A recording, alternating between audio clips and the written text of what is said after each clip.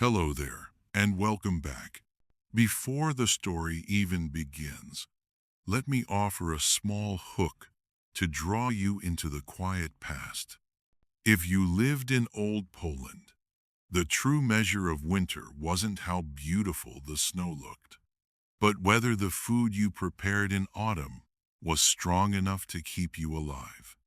Because in those days, winter was not merely a season, it was the enemy. And you, just like every family, every farmer, every traveler, had to find a way to endure it.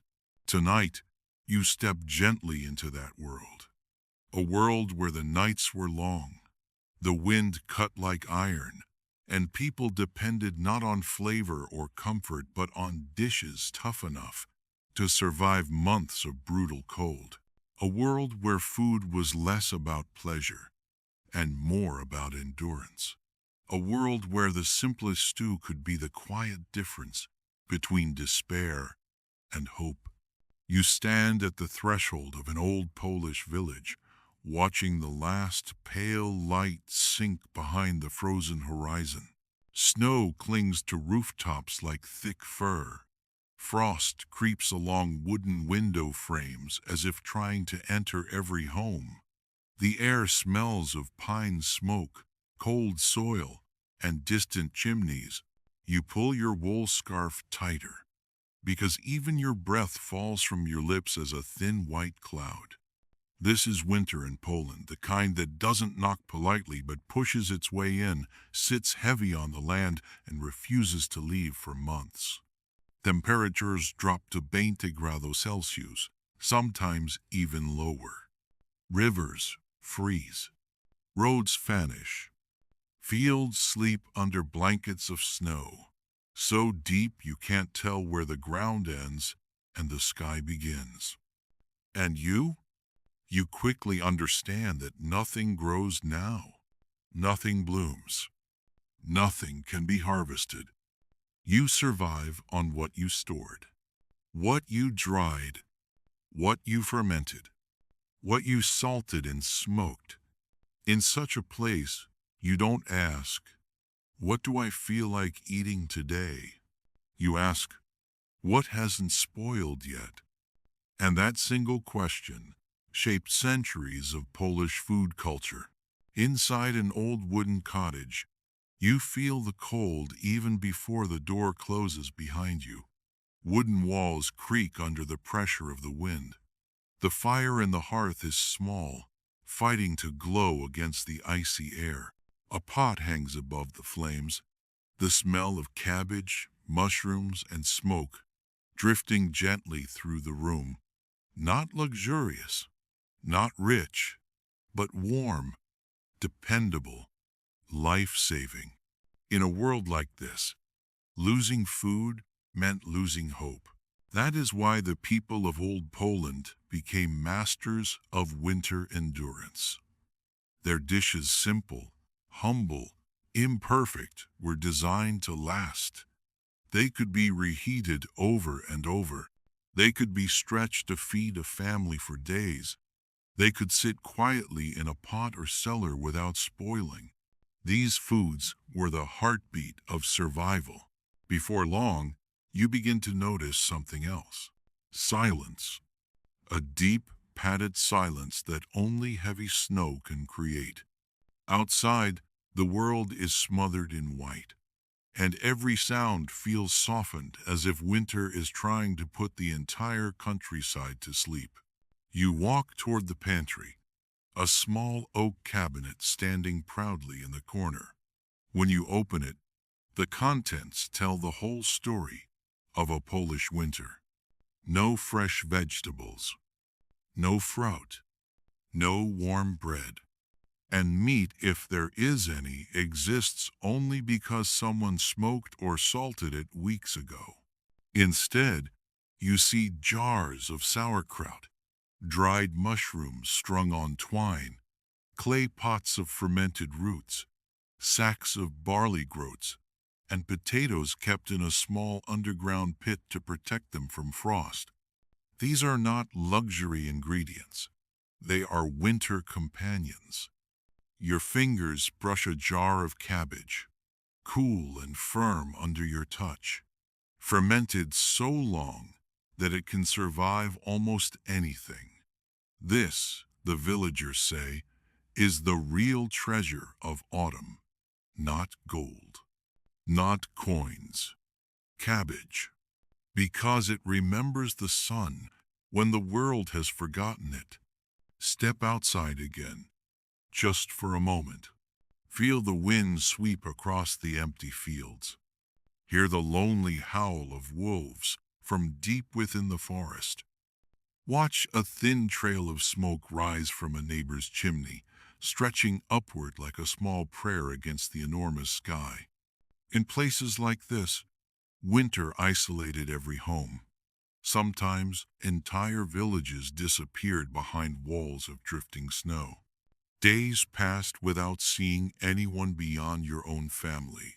No markets, no traveling merchants, no new supplies, only what you had already prepared. And that is why certain dishes earn their place in the soul of Poland. Bigos, a stew made from sauerkraut, and whatever meat survived smoking season could simmer for days.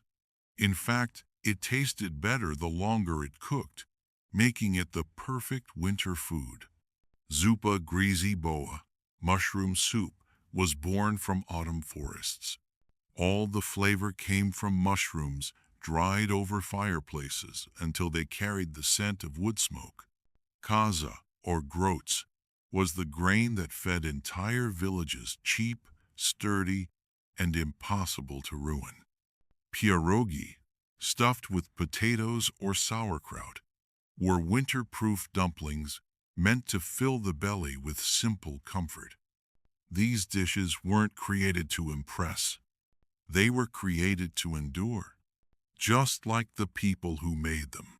When you close your eyes for a moment, you can hear the quiet clinking of wooden spoons, the bubbling of a pot on the hearth, the muffled laughter of a family gathered close for warmth, because that was another truth of winter. Food didn't just nourish the body, it kept spirits alive. It pulled families together. It brought neighbors into the same room, sharing heat and hardship. Every meal was a reminder that even the coldest night could be survived. And so, as you watch the snow fall outside, a soft, constant whisper against the window, you begin to understand the deeper meaning behind Polish survival food. It isn't simply traditional cuisine. It is a legacy of endurance, a record of how humans adapt when nature puts them to the test. You feel the warmth of the hearth on your hands. You feel the weight of history in the smell of sauerkraut and smoke. You feel the resilience of generations who cooked not to celebrate, but to persevere. Tonight, you follow their steps. Tonight, you stand in an old Polish winter, not as a tourist, but as someone who must depend on the same foods they once trusted. Tonight, survival cuisine becomes more than a recipe. It becomes a story, a memory, a quiet act of courage passed from one century to the next. So take a deep breath. Let the fire crackle. Let the cold wind remain outside. Welcome to the beginning of that story. Tonight, you enter the winter of old Poland, not to fear it, but to understand the warmth within it. You lift the wooden lid of a heavy iron pot, and a wave of smoky, sour warmth rises to your face. Bigos, sometimes called the hunter's stew, greets you like an ancient guardian of winter, something that has existed long before you were born and will continue long after you are gone. In old Poland, you don't think of Bigos as just a dish. You think of it as a companion, a quiet force standing between your family and the brutality of winter. Every cottage, every village, every household has its own version. Some contain game meat from the forest. Others rely on whatever scraps are available. Rich or poor, everyone needs Bigos to survive the long, unrelenting cold. You linger for a moment with your hands resting on the rim of the pot, letting the heat soak into your skin. Outside, the world groans under the weight of winter. Frost clings to the window panes like pale lace. Snowdrifts pile high against the barn walls, and the wind presses its cold fingers beneath every gap in the cottage. But here, above the fire, Bigos breathes steadily, like a creature older than the land itself, releasing the faint promise of warmth in a landscape ruled by cold. You stir the pot slowly, watching caramel brown pieces of meat rise and sink beneath the surface. The sauerkraut has melted into fine strands, blending with soft leaves of cabbage until you can't tell where one ends and the other begins. Bits of sausage float like small embers, colored deep red from smoke and fat rendered over long hours. A scent of bay, peppercorn, and lightly sweet wine curls upward, drifting into every beam and nook of the cottage. Bigos isn't just simmering, it's becoming. And as you stir, you feel the strange comfort of knowing that this stew could last days, even weeks. Winter may rule the land, but Bigos rules winter.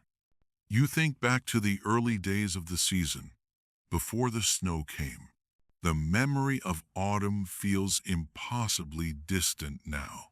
But you remember the rhythm, the chopping of cabbage, the salting, the pounding, the packing into wooden barrels. The gradual bubbling as fermentation took over. The forest walks where you gathered mushrooms, the scent of pine needles and wet soil underfoot. The smokehouse working day and night, sausages hanging in rows, glistening in the dim golden light of smoldering wood chips. Back then, it didn't feel like preparation. It felt like survival disguised as routine. And now, in this deep winter silence, Bigos becomes the intersection of every task, every precaution, every hour of labor your hands have ever known. It is autumn preserved and winter endured. It's the forest, the field, the barn, and the hearth blending into a single pot. No ingredient in Bigos exists by accident. Everything is here because someone planned it long before the snow buried the earth. The longer you watch it, the more you understand why people say Bigos is alive. Not in the literal sense, but in the way it transforms, deepens, shifts. A fresh pot tastes bright and sharp, cabbage forward, sour and bold. On the second day, the flavors mellow, drifting towards smoky sweetness. On the third day, you taste the wine more clearly, its warmth spreading through the broth.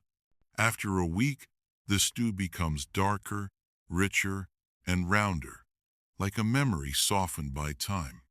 Some say Bigos tastes best after 3 reheats, others after 5. But no one denies that each passing day makes it wiser. You scoop a spoonful and blow gently. The flavor hits your tongue with a comforting heaviness. It settles in your chest, traveling outward, pushing away a small corner of winter's chill. You feel it immediately. This isn't food meant for moments of celebration. This is food meant for surviving what waits outside the door. You sit by the fire, the pot hanging from a blackened iron hook. The flames snap and crackle beneath it, sending sparks into the dim air. The walls glow amber. You hear the wind pressing against the cottage like a restless animal, snarling through the trees, rattling frozen branches. But inside, Bigos continues its slow, steady simmer, a heartbeat that refuses to falter. Hour after hour, the broth thickens, turning into something both hearty and patient. The meat softens until it yields beneath your spoon with no resistance. The sauerkraut dissolves into tender ribbons. Smoke and wine weave themselves through every bite. You realize how deeply intertwined this stew is with the idea of safety. When the wind screams, and it often does, you ladle another bowl. When snow piles high enough to bury fences, you eat again. When the cold bites at fingers, toes, ears, always there, always threatening you, reach for Bigos, which gathers the warmth of the entire cottage into a single, heavy spoonful. Outside, wolves may prowl along tree lines. Blizzards may blind the world. Roads may vanish, and hunger may wait patiently for its chance. But as long as Bigos remains in the pot, you are still winning. You think of hunters trudging back through forests blanketed in white. Their boots crunch through snow, their breath hangs in the air, and their bodies ache from the cold. The only thing pushing them forward is the memory of Bigos simmering over the hearth, waiting like a loyal friend. When they reach the cottage, the aroma hits first smoked sausage, slow-cooked cabbage, meat softened by hours of patient fire. Before they remove their gloves, before they hang their cloaks, before they shake snow from their shoulders, they smile, because they know winter can roar all at once. Inside, warmth has already won. Farmers feel the same returning from the fields, where nothing grows and the ground is iron. Their faces raw from the wind, their fingers stiff from cold, their legs heavy from trudging through drifts. Yet the moment the scent of Bigos reaches them, the weight seems lighter. There is something magical about a stew that can warm a person before they even take a bite. You think of the nights when neighbors gather, pressed close around a wooden table, cheeks red from the cold, hands extended toward the fire. Someone ladles Bigos into bowls. Someone tears bread hard on the outside but soft inside once warmed. Laughter rises. Spoons clink. The storm outside fades into a distant murmur. People talk, share stories, tell jokes, sing old songs. Winter may own the land, but not the spirit. Every home has Bigos, and every version is different. Some use mushrooms gathered on misty autumn mornings. Some add venison brought back by hunters with silent steps. Some include a splash of sweet wine from a distant market. Some use onions stored in crates lined with straw. Some are meaty, some are sour, some thick, some thin. Yet each is unmistakably Bigos, shape-shifting, everlasting, ever-nourishing. Even the poorest households, those with little meat, those who rely heavily on cabbage, still make it. For them, Bigos becomes the flavor of endurance, a reminder that even scraps can keep a body alive when the world outside offers no mercy. You think deeply about the sauerkraut, the soul of Bigos. Without it, the stew loses its ability to endure. Fermentation makes cabbage almost immortal. It resists rot, resists frost, resists time. In a land where vegetables die at the first breath of winter, sauerkraut stands defiant, stubborn, golden like trapped sunlight. When everything else fades, sauerkraut remains.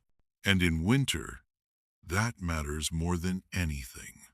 You realize now why ancient households filled entire cellars with wooden barrels of the stuff. A single barrel of sauerkraut could carry a family through months of scarcity, and when added to Bigos, It becomes a taste of survival itself, tangy, sharp, comforting in a strange way. The cabbage becomes a record of autumn labor. The meat becomes a memory of the hunt. The smoke becomes the voice of the woods. The pot becomes the heart of the home. You ladle another serving into your bowl. The stew is thick now, almost dark. Meat, cabbage, and broth blend into one unified earthy color. It tastes deeper tonight than last night, and tomorrow it will be deeper still. Time works gently on Bigos. Each sunrise gives it more patience. Each sunset gives it more wisdom. When storms isolate the village for days and you lose track of the calendar, Bigos remains your anchor to the rhythm of living. You may forget what day it is, but you never forget that the stew still waits, faithful in the pot. It is strange how a simple dish becomes a quiet symbol of hope. You remember the holidays, those brief, glowing days when families gather despite the winter. Candles burn low. Straw is laid beneath tablecloths.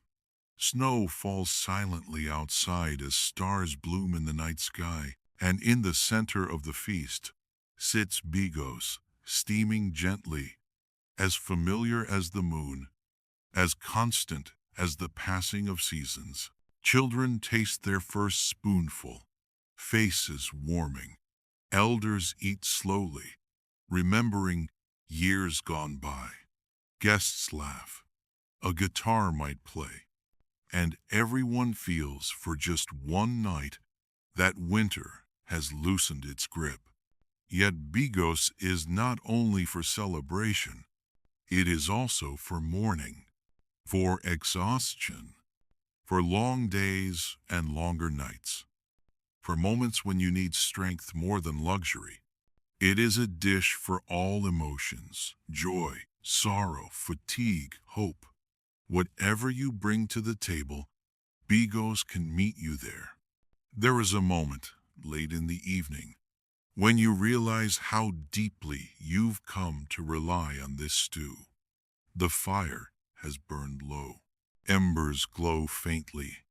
Outside, winter shifts in its sleep, stirring snow across frozen fields.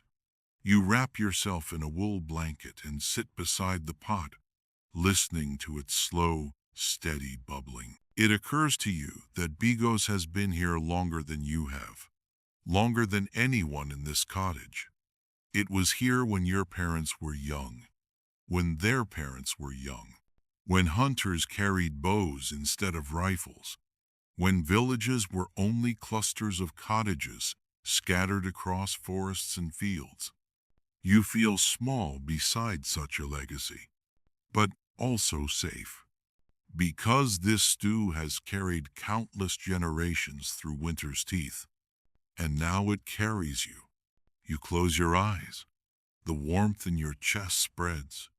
The world grows quiet except for the whisper of the hearth and the soft breath of Bigos simmering gently in the pot.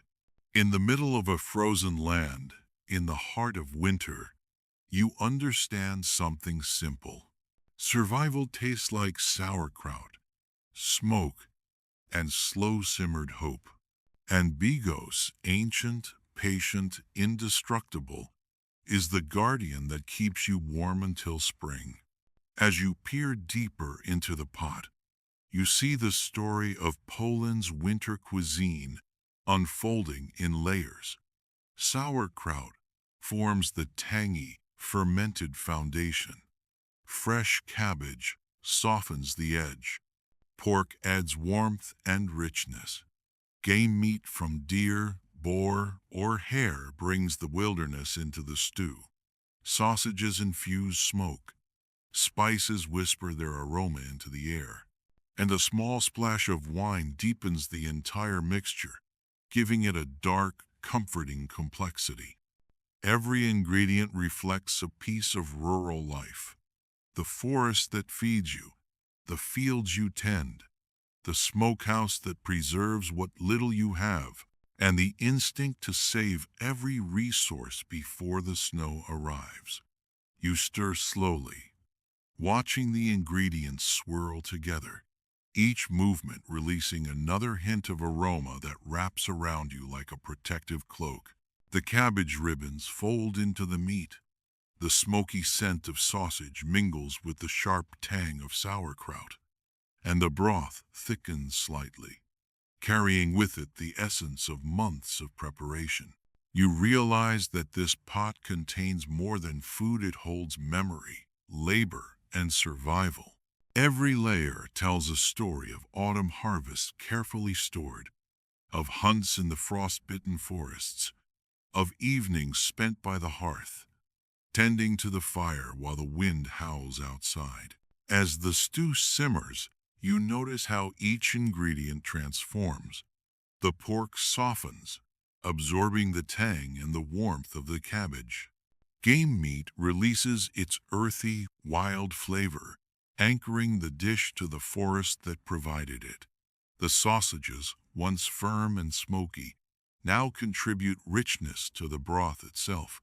Tiny flecks of spices rise and dissolve, unseen yet powerful, creating depth without drawing attention to themselves.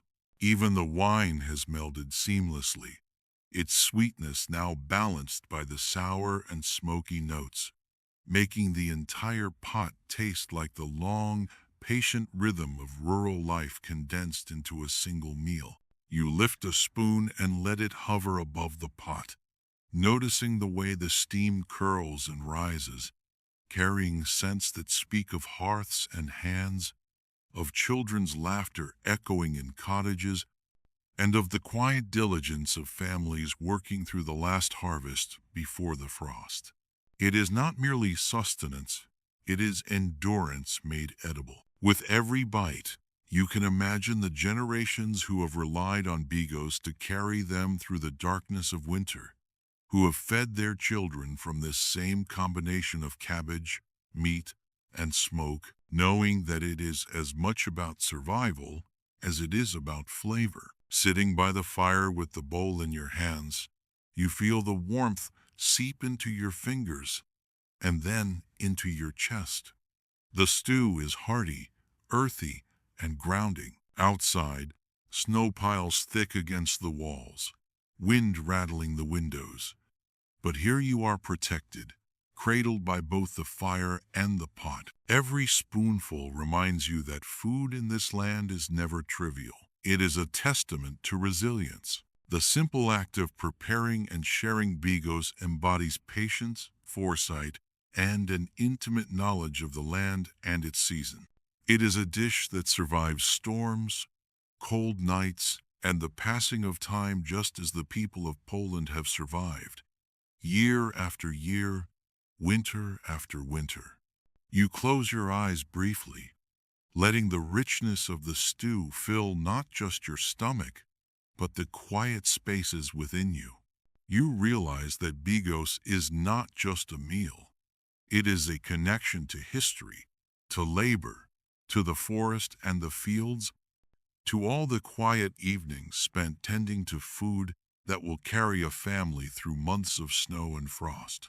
Each ingredient, each simmer, each aroma is a thread in a tapestry of survival. And as you take another spoonful, you understand why this stew has endured for centuries. It is not just nourishment, but the embodiment of endurance itself, layered and simmered into a warm, comforting, and timeless feast. What makes Bigos remarkable isn't only its flavor, it's its ability to endure. Sauerkraut, already fermented, survives untouched through even the coldest months, making it one of the few vegetables that never truly disappears. And the stew itself only improves the longer it cooks. Each time you reheat it, the flavors deepen, melding slowly into something richer than the day before. You can even leave the pot outside overnight in freezing temperatures. The cold becomes your refrigerator, keeping the stew safe for days or weeks. Bigos is not simply a meal. It is a winter strategy, a food designed to outlast hunger, weather, and time. You watch as the steam rises from the pot, curling lazily into the frosty air of the cottage. Outside, the wind bites and rattles the windows. But inside, the stew radiates a warmth that feels almost protective, as if it carries the memory of every family who has relied on it before. Each bite is more than nourishment. It is a lesson in patience and foresight. The cabbage, softened by fermentation, lends a subtle tartness that balances the richness of the meats. The game meat whispers of forests and hunts long past, of hands skilled in tracking and preserving. Sausages, cured over smoke, release their fragrance into the broth, tying together flavors from field and hearth. Even the splash of wine, now fully integrated, adds a depth that turns a simple stew into a comforting ritual. You stir again, noticing how the layers merge and intensify, each ingredient giving way to another yet maintaining its identity. It is a slow alchemy, one that cannot be rushed. The longer Bigos simmers, the more complex it becomes, each day deepening the richness, each reheating smoothing harsh edges, creating a stew that evolves almost like a living thing. It is no wonder that Polish families once treated the pot as sacred. To tend it was to tend survival itself. You realize that leaving it simmer overnight was not simply tradition, it was necessity. The fire and pot worked in tandem, ensuring that the food would be ready when hunger struck, whether at dawn after a frozen night or at dusk after hours spent in the bitter fields. As you lift a spoonful, you feel the weight of centuries in the aroma and texture. It is not only sustenance, it is continuity. In the cold, snow-laden villages, Bigos became a silent guardian.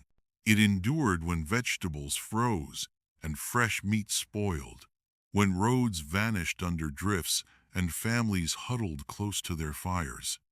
The stew's ability to improve over time is not a mere culinary curiosity, it is a strategy for survival. Every ladleful carries with it the knowledge of the seasons, the understanding of fermentation, preservation, and the relentless march of winter. You take a careful sip, letting the warmth travel through you, seeping into bones chilled by the icy draft that creeps beneath the door. The stew anchors you. You can imagine the hunters returning from the forest, their boots crunching through deep snow, drawn toward the scent that drifts from chimneys and hearths. Their cold fingers, their tired legs, and their numbed faces find solace in the pot's steady simmer. Families gather around the table, ladling spoonfuls for children and elders alike, each bite reinforcing the invisible bonds of care and survival. Bigos is more than food, it is culture, memory, and resilience embodied. Even in the harshest winter, you recognize a rhythm in the pot's gentle bubbling. It mirrors the cycles of the land: preparation in autumn, patience through cold, nourishment in scarcity. The cold becomes an ally rather than an enemy, allowing the stew to last beyond a single meal. You notice that this patience is embedded in every ingredient: the tang of sauerkraut, the firm but yielding meat, the subtle harmony of spices. Bigos teaches you that survival requires attention, care, and the willingness to let time work in your favor. In this pot, the wisdom of generations is distilled into flavor and warmth, sustaining body and spirit through the relentless months. Traditionally, you cook Bigos slowly, letting it simmer for hours on a wood stove that never fully cools. Through the night, The pot murmurs softly, sending its steam into every corner of the cottage. The air fills with a smoky, comforting aroma that wraps around you like a blanket. Hunters returning from the forest could smell Bigos before reaching the door. Farmers trudging through snow-covered fields felt a surge of warmth the moment they caught its scent. Overnight cooking wasn't a luxury, it was the heart of the home, a reminder that even during winter's darkest hours, the fire still lived. You lean closer to the pot, listening to the faint gurgle of the stew as it bubbles quietly, almost rhythmically, like a heartbeat. It's a soft, steady sound that fills the otherwise still cottage, where the only other noise is the faint hiss of snow brushing against the window panes and the occasional creak of the wooden beams as they contract in the bitter cold. Outside, the night presses against the walls with its icy fingers. But inside, the warmth of the stove in the pot is a sanctuary. You can feel it not just on your skin, but deep in your chest, as though every inhalation draws the history of hundreds of winters into you. Every exhale releasing tension, worry, and the creeping fear of frost. Overnight, the stew undergoes a transformation invisible to the casual observer. Ingredients that began the evening as distinct and separate cabbage, sauerkraut, pork, game meat, sausages, and a careful scattering of spices meld into one cohesive whole. The sour brightness of the sauerkraut tames the richness of the meats. The smoky tang of the sausage softens and folds into the earthy depth of the game. The wine, added with careful precision hours before, melds with the broth to create a gentle, comforting darkness that holds every flavor together. It is a slow alchemy, a patient marriage of ingredients that cannot be hurried, a process that mirrors the rhythm of rural life itself. As you watch the pot, you imagine the hunters moving through the forest, their boots crunching the frozen snow, their breaths puffing out like clouds in the cold night air. They have been tracking deer and boar all day, bodies stiff from exertion, hands numb from the wind and the snow-laden branches that scratch at their faces. The scent of Bigos, carried faintly on the wind from the cottage, is a beacon, invisible yet powerful. It reaches them before they see the warm glow of light spilling from the windows. It tells them that somewhere ahead there is shelter, warmth, and sustenance. A weary traveler can endure the sharpest wind if they know there is a pot like this waiting at journey's end. Farmers returning from the fields feel the same pull. They trudge through drifts that rise to their knees, their clothing heavy with snow, their faces streaked with frozen tears from the wind. The long, unbroken months of labor plowing, sowing, tending to animals, gathering firewood have left them bone-weary. Yet the moment the scent of Bigos reaches them, a subtle, almost magnetic energy courses through them. It is a signal that the labor of survival is complete for the day, that a warm, fragrant reward awaits. They may not speak immediately. They may merely pause, inhale, and let the aroma penetrate. But in that instant, the stew has accomplished more than nourishment could. It has reminded them of the hearth, the home, the life that persists even when the world outside is merciless. The overnight simmering of Bigos is in many ways a ritual. It requires vigilance without interference. Once the ingredients are combined and the pot placed over the wood stove, the stew must be left alone, allowed to do its quiet work. You tend the fire gently, adding small pieces of wood at intervals, keeping the flames low and steady, ensuring that the heat is constant but never too aggressive. A sudden surge could scorch the stew, ruin its delicate balance. A fire too low, and the pot may not cook evenly, leaving certain pieces tougher than others. The balance is precise, measured in intuition rather than clockwork, a skill passed from parent to child, a lesson in patience that cannot be hurried. While the pot murmurs, the rest of the cottage is alive with smaller, quieter motions. You may hear the crackling of wood as it burns, the occasional pop of sap catching flame. Outside, the wind moans through the trees, rattling the skeletal branches. But it cannot breach the walls you have built. You catch glimpses of family members moving softly through the shadows, fetching water from the small well outside or tending to the animals in the barn, careful not to disturb the delicate warmth spreading from the hearth. The pot becomes the center of life, the pivot around which activity circulates, the anchor in a world dominated by cold and isolation. By the time the night is at its deepest, Bigos has developed a life of its own. Steam rises in lazy spirals, carrying a heady mixture of smoke, cabbage, and earthy meat through the cottage. It fills every corner, softens the harsh edges of the frozen wooden walls, and seeps into clothing, hair, and skin. You breathe it in and feel a deep calm settle over you. Hunger loses its sharp edge. Cold recedes. The pot is more than food. It is a presence, a guardian, a living proof that humans can bend the world, if only slightly, to their survival. You realize how much trust is required in this process. Once the ingredients are combined, once the fire is stable, the rest is left to time and patience. The stew will evolve without interference. You may return at dawn to see a darker, richer mixture, its flavors integrated and mellowed.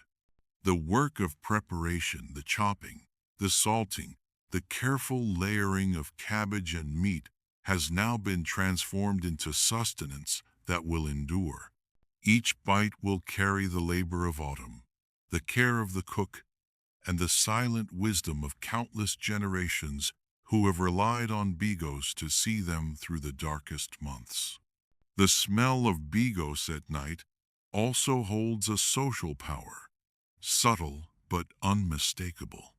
Families in nearby cottages may recognize it, a faint but familiar scent drifting through the frozen night air. It speaks without words. We are alive. We are prepared. Winter may rage, but we endure. In this way, the stew becomes a communal signal, a reassurance across the village that survival is possible, that preparation and patience have their reward. It is a quiet form of solidarity, unspoken yet understood by all who share this land and its winters. As dawn approaches, the first pale light slips through frost-flecked windows, and the pot is still simmering. You lift the lid carefully, letting another wave of steam wash over you, carrying the combined essence of sauerkraut, cabbage, meats, spices, and wine. The stew has deepened, mellowed, matured. Its aroma is now more profound, richer, and comforting in ways that only time and careful tending can achieve. You know that today, when you ladle bowls for your family, each spoonful will carry the warmth of hours spent in quiet, patient labor, the taste of the forest and field, and the assurance of safety in a world dominated by winter's harsh rule. You realize that cooking Bigos overnight is not merely a practical choice. It is a meditation. It is a statement that even in the depths of frost, humans can create something lasting, nurturing, and steady. The pot teaches patience, vigilance, and respect for the elements. It demonstrates that endurance is not about struggle alone, but about working with what you have, anticipating the future, and allowing time to do its work. In every bubble, every curl of steam, every softened leaf and tender morsel, you can feel the rhythm of generations who have done exactly this, night after night, winter after winter. And so, you sit quietly beside the fire, watching the pot, listening to the night. The snow outside piles higher. The wind whips against the roof. But inside, the warmth of Bigos settles around you. It reaches through the chill, through fatigue, through the weight of survival, reminding you that patience, preparation, and care can create small miracles. The stew is more than sustenance. It is endurance made edible, a slow-burning symbol of life persevering against the cold. You take a deep breath, inhaling the smoky, tangy aroma, and for a moment, the long night seems less imposing. You understand that this ritual, the long simmering, the careful tending, the unhurried watch over the pot is not merely about cooking. It is about connecting with the land, with the season, and with generations of people who have known the same chill, the same hunger, the same need for warmth. Bigos, slowly cooking overnight, becomes more than a stew. It becomes the embodiment of resilience, patience, and quiet triumph over the unyielding winter. When you finally sit with a wooden bowl of Bigos in your hands, you feel something more than nourishment. You feel connection. Bigos belonged to hunters who lived by the rhythm of the forest. It belonged to farmers whose cabbage fields could feed entire villages. It belonged to families who gathered around the hearth during holidays, warming their hands while snow buried the world outside. By tasting Bigos, you join that lineage, a long chain of people who confronted winter with resilience, resourcefulness, and the quiet strength to endure. In every bite, you taste not only food but memory, culture, and survival woven together.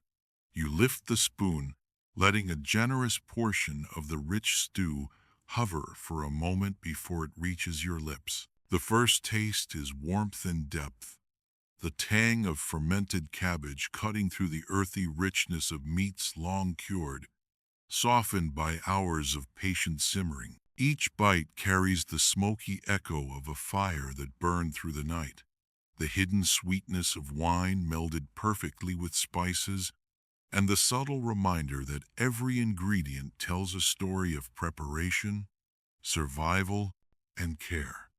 It is not indulgence, it is sustenance that carries the weight of generations. As you chew slowly, you feel the rhythm of the past settling into your bones.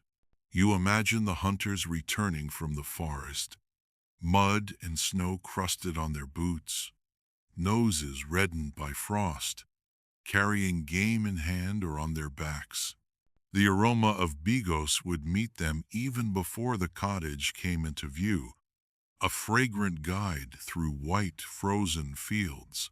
Families would gather, children clinging to the skirts of their mothers or the shoulders of fathers, elders quietly approving the work of their hands through the consistency of the stew.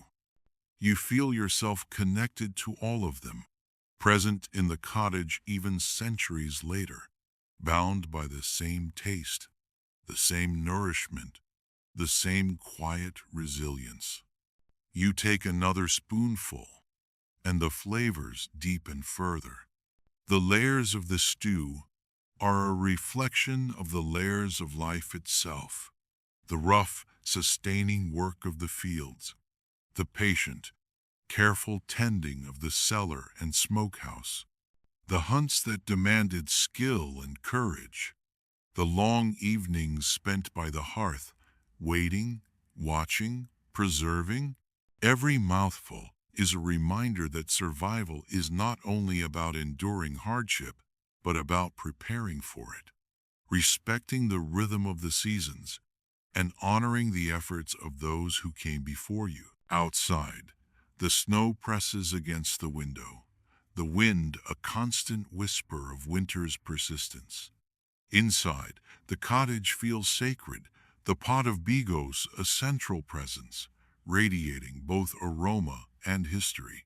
You notice how the simple act of eating becomes ritual. You are not merely consuming food, you are entering a lineage, a continuum of people who faced the same cold, relied on the same ingredients, and learned the same lessons from nature's indifference. The stew becomes a teacher, instructing you in patience, resourcefulness, and the small, steady victories of survival. The moment stretches, quiet and meditative. Each spoonful anchors you in the present while simultaneously carrying you back through time. You can almost hear the soft murmur of previous cooks stirring their own pots, the gentle crackle of fires under iron kettles, the muted laughter of children playing in snow outside cottages that no longer exist. In the rhythm of the simmering stew, in the warmth spreading from your bowl through your hands and chest, you feel the intangible connection between food, place, and people, a bond that defies centuries, seasons, and distance. By the time your bowl is nearly empty, you understand fully why Bigos endures. It is more than a meal, it is memory and culture, survival and celebration, a quiet monument to human resilience in the face of relentless winter. And as you set the bowl down, still warm and fragrant, you carry with you not just the taste, but the story itself, the story of forests, fields, families, fires, and the patient, enduring strength that binds them all together. You step into the quiet of an autumn forest, leaves crisp underfoot, and the air carrying the scent of damp earth and pine. Here, in the shadowed glades, the mushrooms grow, hidden treasures of the woodland. You kneel to examine them, fingers brushing the delicate caps of porcini, chanterelles, and boletus. Each one is a gift from the forest, meant to sustain you through the harsh months ahead. You gather them carefully, knowing that this small harvest will become more than food. It will become a vessel of warmth, flavor, and memory. When snow buries the fields and the nights stretch endlessly, you cradle the mushrooms gently, mindful of their fragile stems, and imagine the long winter nights ahead. Each one carries the essence of the forest, the damp earth, the subtle sweetness of fallen leaves, the whisper of pine needles overhead. You think of the cottage waiting at the edge of the trees, the hearth where a pot will soon bubble with their transformation into something far greater than the sum of its parts. This is not merely collection, it is preparation, foresight, survival. You feel the weight of responsibility, knowing that this small harvest will feed more than your body. It will nourish spirits, uphold traditions, and bind families together across months of cold and snow. As you walk back through the forest, the mushrooms nestled in your hands, you notice how the light shifts, pale and fleeting, sifting through skeletal branches. The wind whispers through the trees, carrying hints of frost yet to come.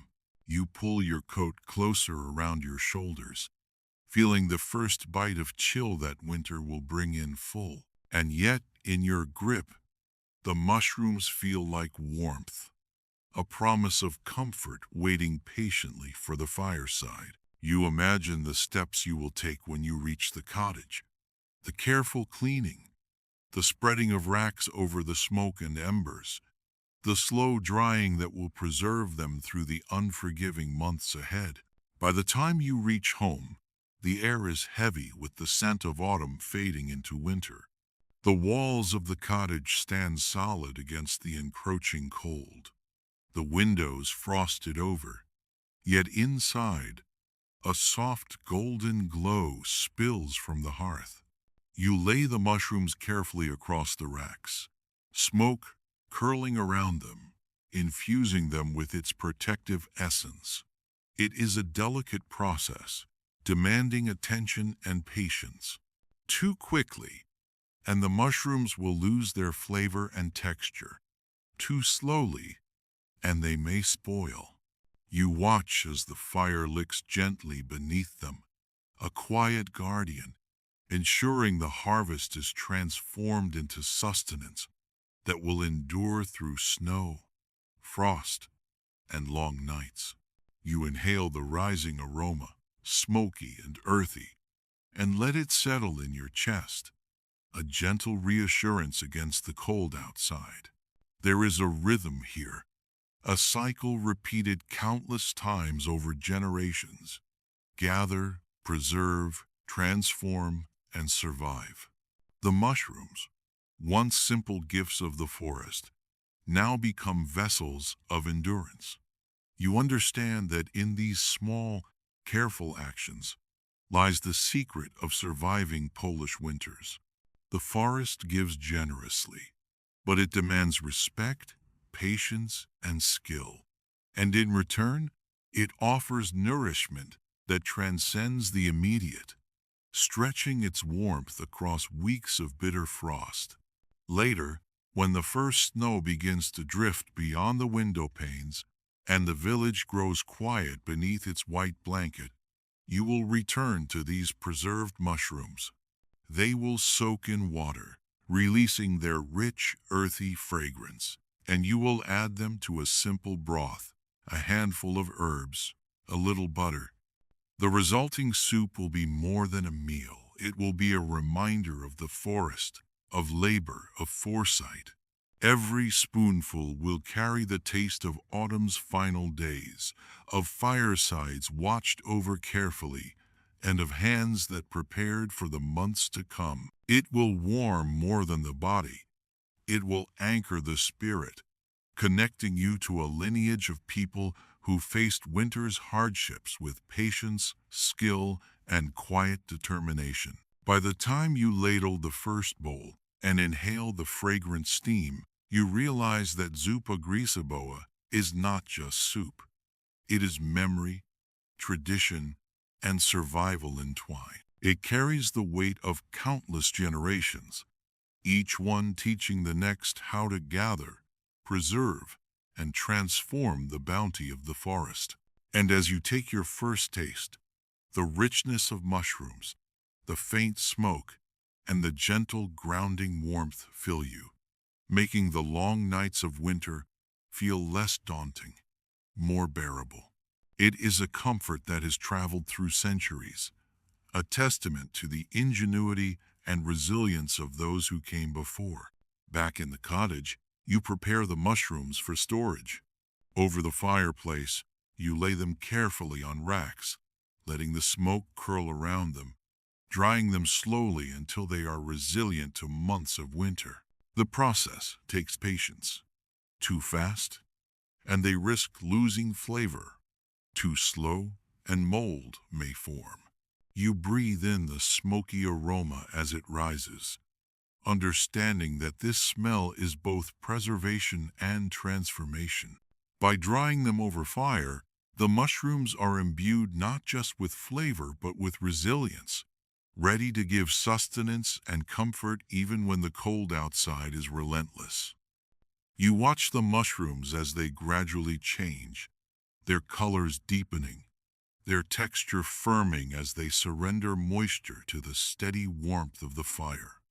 The smoke clings to them like a protective cloak, infusing each one with a faint, earthy sweetness that will linger long after the last ember has cooled.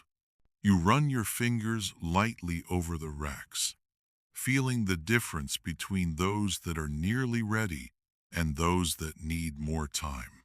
Each mushroom becomes a small, patient work of art, a vessel of winter survival crafted through care and attention. As you tend to them, you notice how the cottage fills with the scent of smoke and forest, mingling with the lingering aroma of drying herbs and the faint tang of last season's sauerkraut stored in clay pots. This smell is more than pleasant. It is assurance, a quiet promise that the harvest will last, that hunger may be delayed, that warmth can be preserved in a bowl. You inhale deeply, letting the fragrance seep into your chest, and feel a small comfort settle over you. Outside, frost creeps across the window panes, and snow begins to gather silently on the roof. But here, by the hearth, there is safety, patience, and preparation. Night falls, and you check the mushrooms again, turning a few gently to ensure even drying. Each movement is deliberate, precise, part of a ritual honed over countless seasons. You imagine the months to come, the snow piling high, the wind howling through bare branches, the cold pressing against every cottage wall. And you know that when those long, frozen days arrive, these mushrooms will be ready, soaked in water, simmered slowly with a simple broth. They will release their smoky, earthy essence, transforming humble ingredients into a meal that warms the body and soothes the spirit. You pause for a moment and allow your mind to wander. You see generations before you performing the same actions, hands tending mushrooms over fireplaces in dimly lit cottages. The forest had always given, but it demanded care and patience.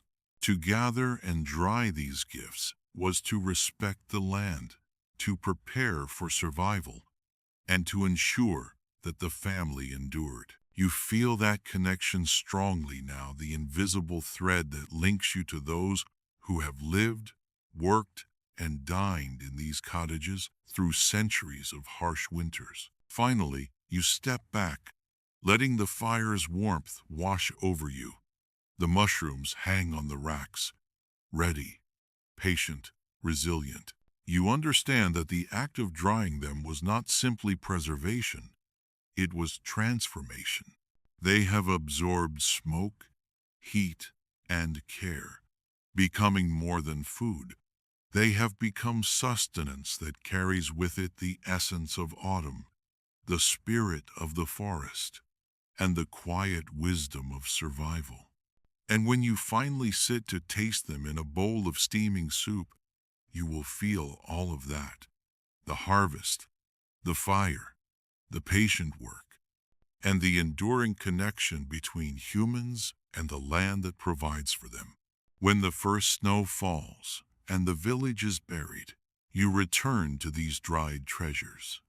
As you soak them in water, the air fills with the earthy, smoky fragrance of the forest. Slowly, you bring them to a simmer, adding simple vegetables, a hint of herbs, and a little butter.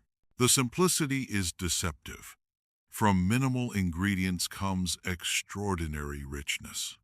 You taste the broth, and it is deep, warm, and sustaining. With every spoonful, the soup restores your body and spirit, a gentle reminder that even the smallest gifts of nature can nourish fully when winter is at its harshest. As the soup simmers, steam curls lazily from the pot, carrying its rich, earthy scent into every corner of the cottage. You watch it bubble gently, knowing that the flavors are melding slowly, layer by layer, each ingredient lending its own character to the whole. The mushrooms, softened from their long soak, release their smoky, woody essence, mingling with the sweetness of onions and the subtle hint of herbs. Butter enriches the broth, adding a silken texture that coats your tongue and warms your chest with each taste. It is humble, yet profound a reminder that even the simplest ingredients, handled with care and patience, can produce something extraordinary. You lift a spoonful to your lips and savor it slowly. The warmth spreads through your body, chasing away the chill that lingers from trudging through snow-covered streets and frozen fields. Each bite carries with it the memory of the forest, the damp earth, the hidden pockets of sunlight filtering through autumn leaves, the quiet patience of mushrooms growing beneath the canopy. It is nourishment not just for your body, but for your spirit, a connection to the cycles of nature that sustain life even in the harshest conditions. Outside, the snow continues to fall, muffling the sounds of the village, covering rooftops and fields in a blanket of white. But inside, the cottage is alive with comfort.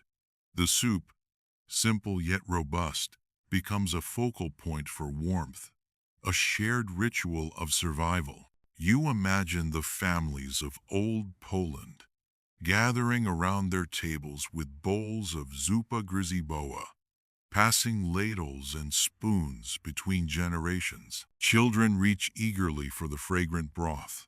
Elders smile at the familiar taste, and everyone is reminded that even in the depths of winter, the land's gifts, carefully preserved, can sustain and unite. You take another spoonful, letting the flavors linger.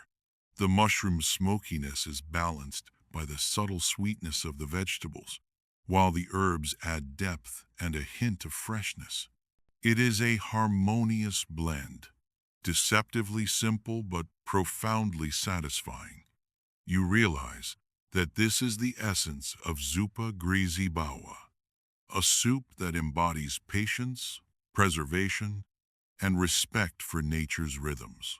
Each sip is a lesson in endurance, a quiet testament to the skill and foresight of those who gathered and dried these mushrooms months ago, anticipating the long, unforgiving winter to come. As you sit back and savor the warmth, you feel a connection to centuries of tradition. The soup is more than a meal, it is memory made edible. It carries the history of the forests, the knowledge of the villagers, and the resilience of families who have relied on these simple ingredients to survive harsh winters. Every bowl you taste is a link in the chain of survival, a reminder that even the coldest months can be endured with patience, skill, and a touch of the forest's generosity. The warmth of the soup spreads from your chest outward, filling the cottage, soothing both body and mind, and leaving you with a profound appreciation for the quiet, sustaining power of nature and tradition. You ladle the soup into bowls, steam curling in the frosty air of the cottage. The flavor is concentrated yet comforting, earthy yet subtly smoky. In the long, cold months, zupa gryzibowa becomes more than a meal. It is a ritual. It warms your hands as you hold the bowl, your chest as you sip, and your mind as you remember the forest that gave it to you. Every bite is a connection to the land, to your ancestors, and to the quiet endurance of winter.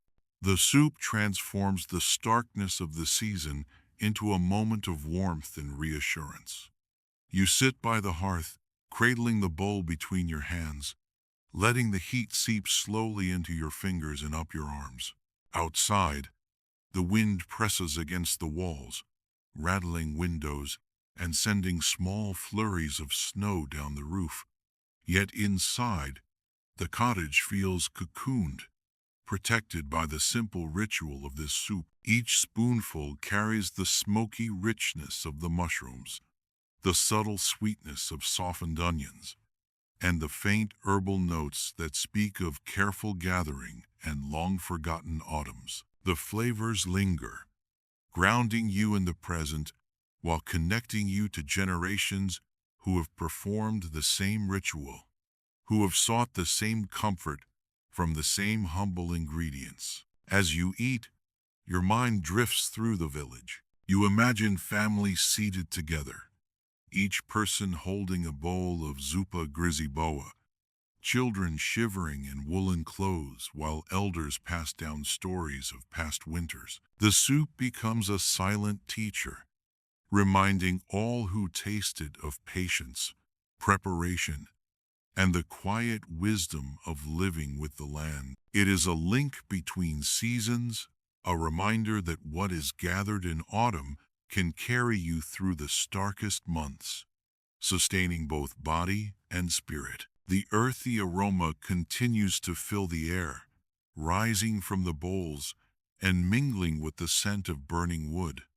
It reminds you of the forest floor, of damp leaves and hidden treasures beneath moss and soil. You take another spoonful, letting the warmth spread through your chest. Each bite is a meditation, a quiet moment of reflection. In the midst of a harsh, unyielding winter, you feel the strength of the land, the care of those who prepared the ingredients months ago, and the continuity of traditions stretching across centuries. By the time the bowls are nearly empty, you realize that zuppa gzibawa is more than sustenance. It is a vessel of memory, a bridge to the past, a comfort against the loneliness and cold of winter. The simple act of holding the bowl, inhaling the steam, and tasting the soup is a connection to those who came before, who relied on the forest's gifts to endure long nights and bitter winds. You feel gratitude for their foresight, skill, and patience, knowing that the warmth and richness of this humble soup is a testament to the quiet endurance of human life. Finally, as you set the empty bowl aside and lean back against the chair, the cottage feels alive with history, memory, and warmth. Outside, the snow continues to fall, blanketing the village in silence. But inside, you are anchored by the ritual of the soup, the taste of the forest, and the enduring connection between the land and those who have learned to live with it. Zuppa grizibawa, in its simplicity and depth, becomes more than a meal. It becomes a celebration of survival, a moment of reflection, and a reminder that even in the harshest winters, warmth, nourishment, and connection endure. As Christmas Eve approaches, zuppa grizibawa takes its place at the center of family tables. You watch children and elders alike reach for the bowls, inhaling the fragrant aroma, smiling at the familiar taste. The soup is no longer just survival food. It is tradition, a celebration of the forest's generosity and the family's perseverance. Sharing it becomes a ritual of connection, a recognition of the past, and a promise of endurance through the months to come. You taste it, and in that warmth, you join the long chain of people who have welcomed winter with patience, gratitude, and a deep respect for the gifts of the land. You sit quietly, letting the warmth of the soup seep into your hands and chest, and for a moment, the outside world, the snow-laden rooftops, the icy wind rattling the windows, the long, dark nights fades away. Around you, the room hums with gentle conversation, laughter, and the soft scrape of spoons against bowls. You notice the way the light flickers across faces, illuminating the contentment in their eyes, the relief of having gathered safely around a table after months of hard labor and preparation. Each person's presence reinforces the sense of continuity, of generations connected by the same forest, the same harvest, the same careful attention to what the land provides. As you take another spoonful, the flavors deepen the connection. The earthy, Smoky richness of the mushrooms blends with the subtle sweetness of softened vegetables, carrying with it the memory of long walks through autumn woods, the careful drying over low smoke, and the patience required to see the harvest through to winter. You feel part of a living tradition, one that has endured countless generations. Every mouthful is a quiet homage to forebears, who knew that survival required not only skill and foresight, but also reverence for the land and its seasonal rhythms. The soup also carries a sense of shared resilience. Children slurp and giggle, some spilling a bit on the table, and elders chuckle knowingly, remembering their own youth. Parents and grandparents pass ladles back and forth, each gesture reinforcing a bond between those at the table and the generations that came before. You realize that zupa grisboa is not just food for the body, it is food for the spirit.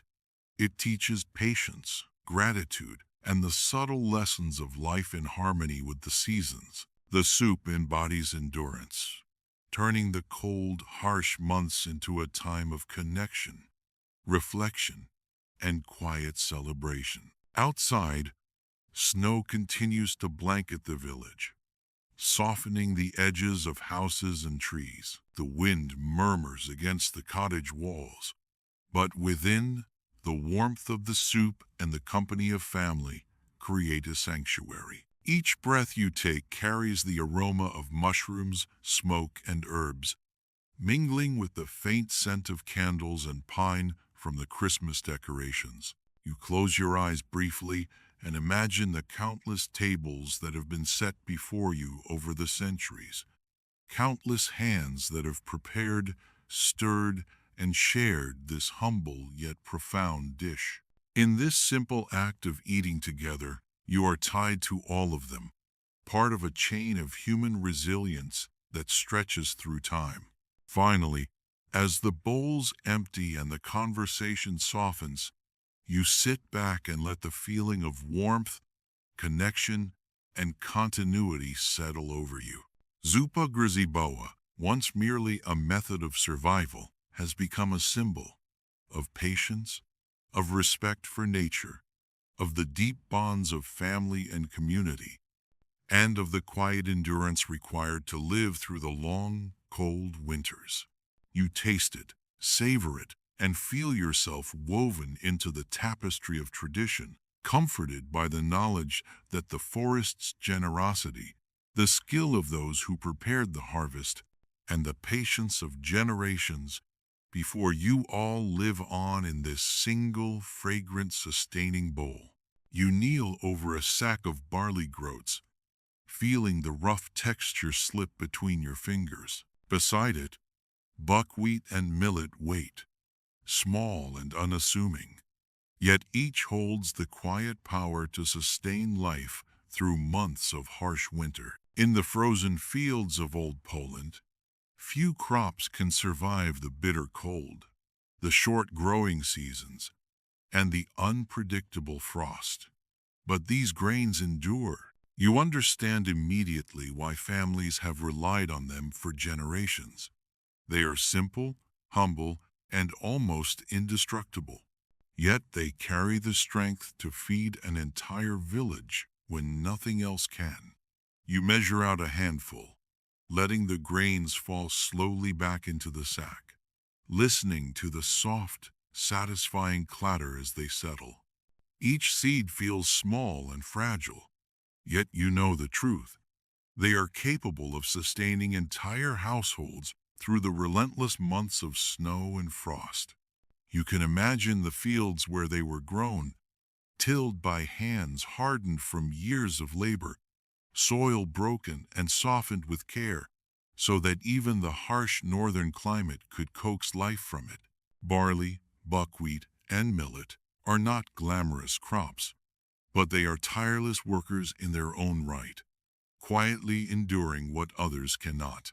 Carrying the grains to the storage cellar, you pause to appreciate the foresight embedded in this ritual.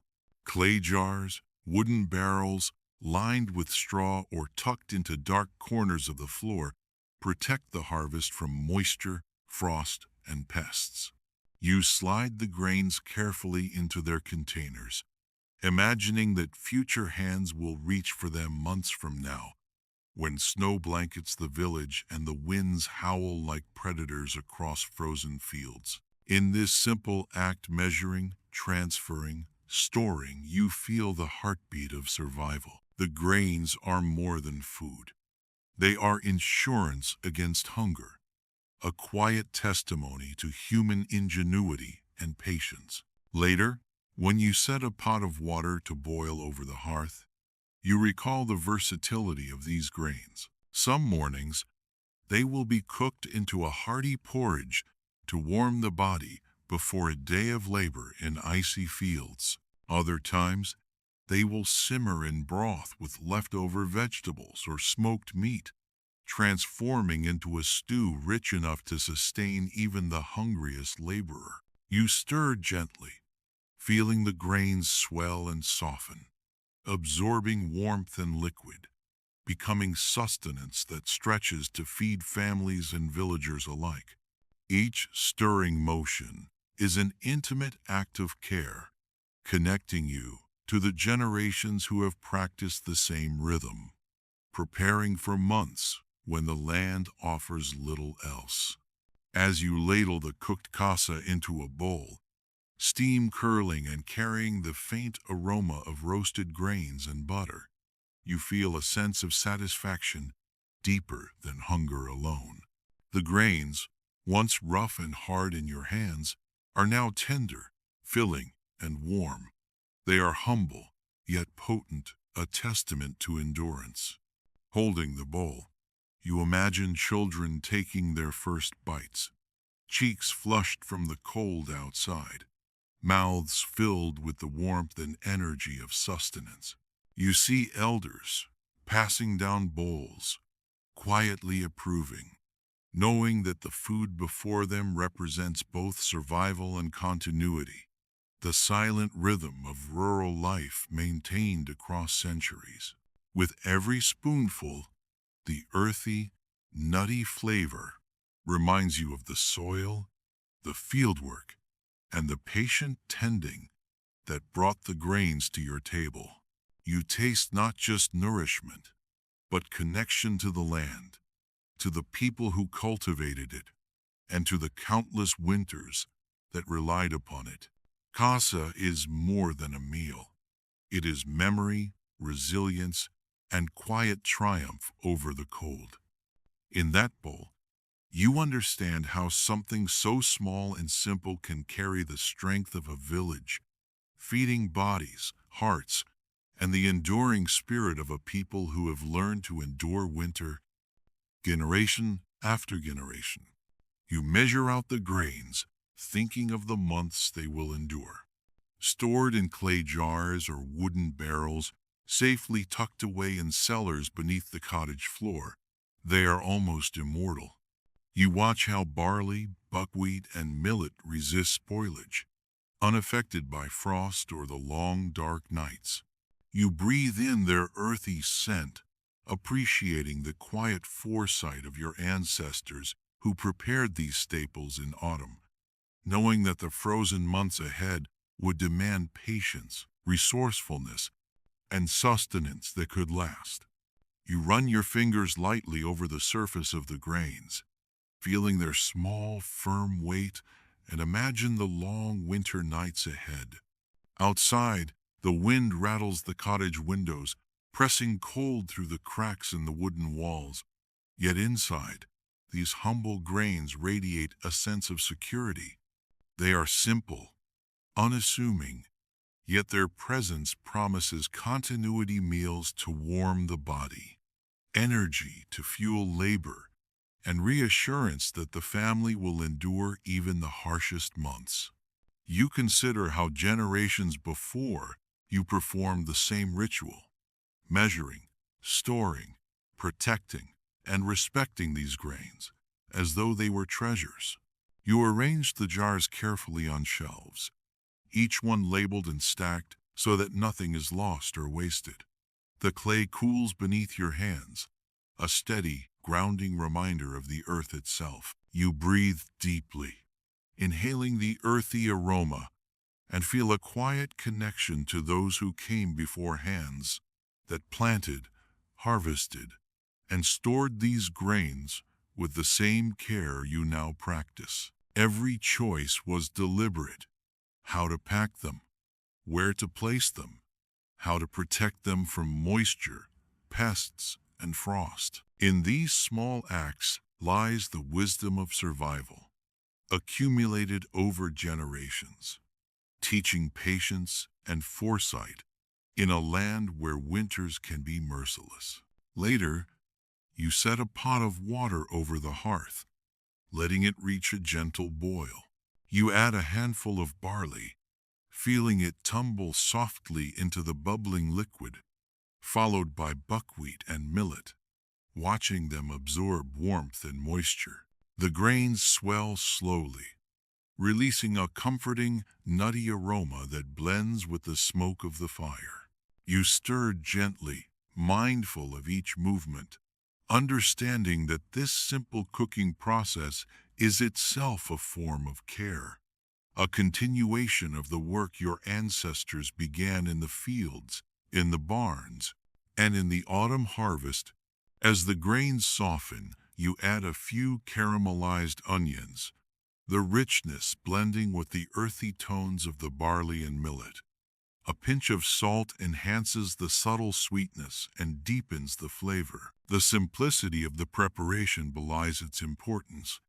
These grains, once boiled, will sustain you and your family for the long winter days. Each spoonful will provide energy, warmth, and reassurance, reminding you that survival is built not on extravagance, but on patience, skill, and respect for the cycles of the land. Finally, you ladle the cooked kasa into a wooden bowl, letting the steam rise and fill the cottage with its comforting scent. You cradle the bowl between your hands, feeling the warmth seep through, anchoring you in the present while connecting you to generations past. Every bite carries the memory of the fields, the autumn harvest, the careful storage, and the patient cooking that transforms simple grains into sustenance. In that moment, you understand fully why kasa has been called the rice of Old Poland.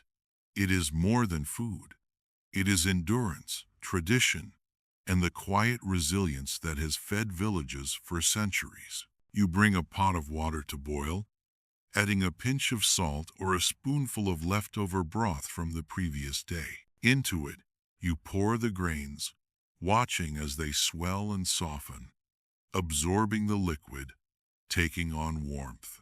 Sometimes you add sautéed onions for flavor, or a few herbs if they are on hand. Yet the simplicity is deliberate. These grains are not meant to be luxurious. They are meant to fill the belly, to give energy for long hours of work, and to carry people through the bitter cold. You stir gently, letting the grains cook evenly, absorbing both liquid and warmth, transforming from small, hard seeds into a hearty, sustaining meal. As the grains swell and bubble in the pot, the aroma begins to fill the cottage, earthy and comforting, a quiet reminder of the land that produced them. You watch as each tiny seed softens, releasing its subtle nuttiness and taking on a tender texture that promises nourishment and energy. The simmering sound blends with the crackle of the hearth, creating a rhythm that feels almost meditative. Every stir is careful and deliberate, ensuring that no grain sticks to the bottom and that each receives the warmth and moisture it needs to become edible and sustaining. You imagine the long hours of winter labor ahead, chopping wood, tending animals, hauling water, repairing tools. The kasa you prepare now will provide the strength for these tasks, sustaining hands, backs, and spirits alike. You think of your ancestors, who performed the same steps by the flickering light of the hearth centuries before, understanding that survival depended not on luxury or indulgence, but on the reliable, steady provision of simple, filling food.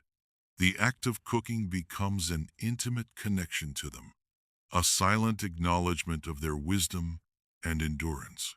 Sometimes you add a bit of butter or a drizzle of oil, letting it melt into the steaming grains, enriching the texture and adding a subtle layer of flavor. Perhaps a handful of herbs, a pinch of dried forest greens, or a scattering of toasted seeds, if they are available. Each addition is small but purposeful, enhancing what is already sufficient. The simplicity of the dish is its strength. It does not demand extravagance. Instead, it relies on patience, technique, and the enduring properties of the grains themselves.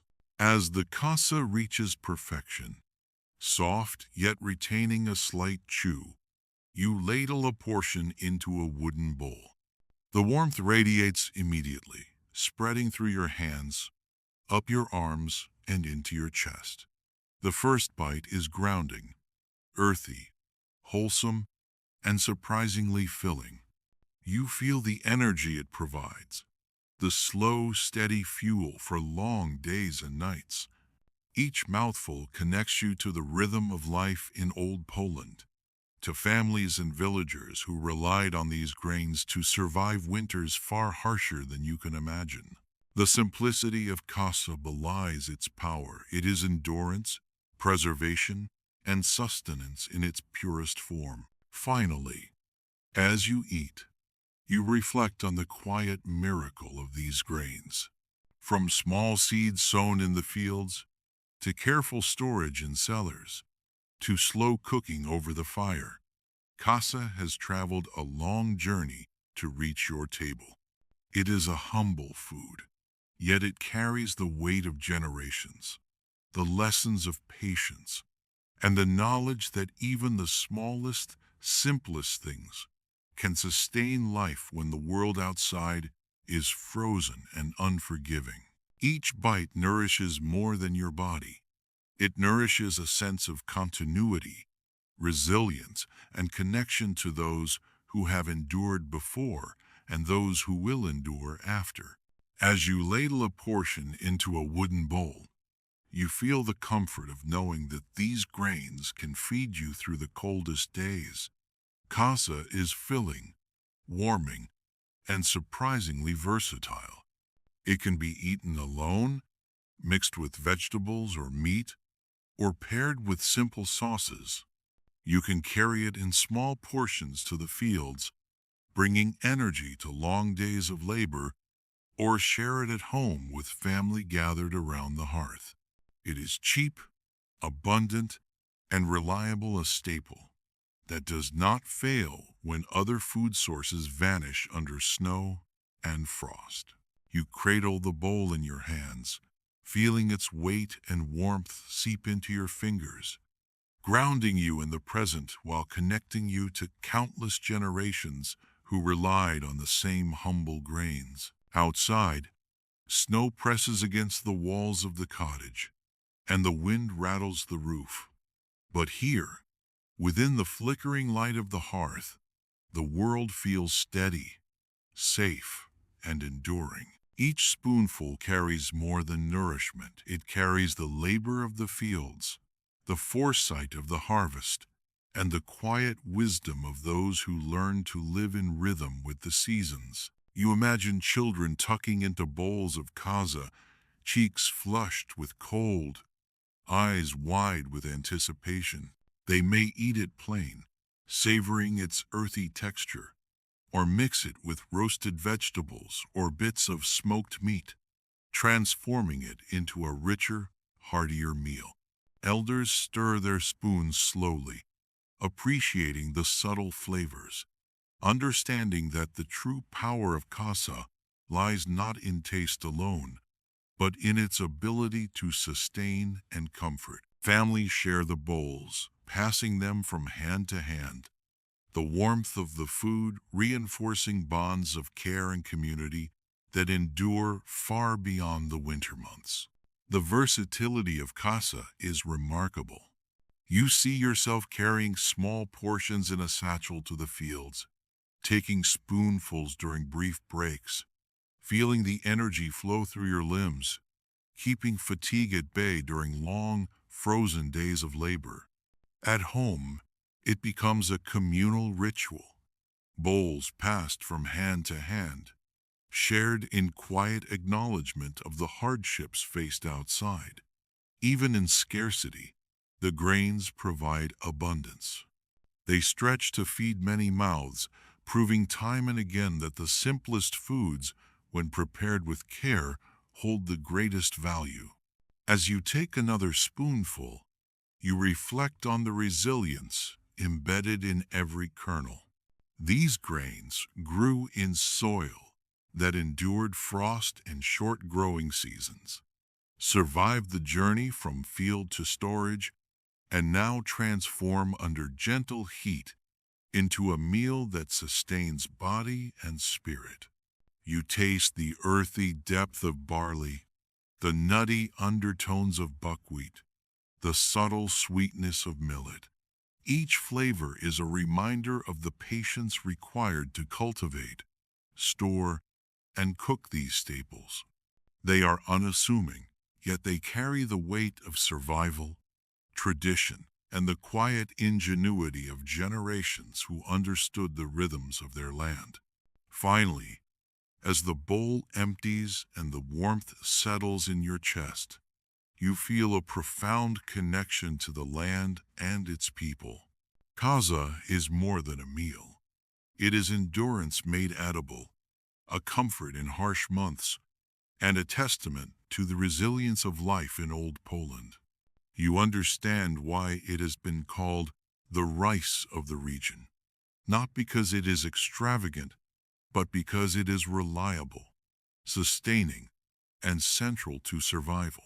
With every spoonful, you join a lineage of hands and hearts that have depended on these grains to endure winter, carrying forward a legacy of patience, skill, and quiet fortitude. You lift a spoonful to your lips, savoring the nutty, earthy flavor. In Old Poland, casa is more than a meal. It is the backbone of survival. It has been called the rice of the region, a comparison that speaks to its central place in the diet of villagers, farmers, and families who faced months without fresh food. Each bite connects you to generations who have depended on barley, buckwheat, and millet to endure winter's challenges. You feel gratitude for these humble grains, for the foresight of those who planted, harvested, and stored them, and for the quiet, sustaining power they offer in the long, cold months. You pause for a moment, letting the warmth spread from your chest to your fingertips, and imagine the fields where these grains were sown. You see hands breaking the frozen soil in early spring, planting seeds carefully in rows that will feed families months later. You feel the rhythm of labor that stretches from planting to harvest, from drying and storing to finally cooking over the winter hearth.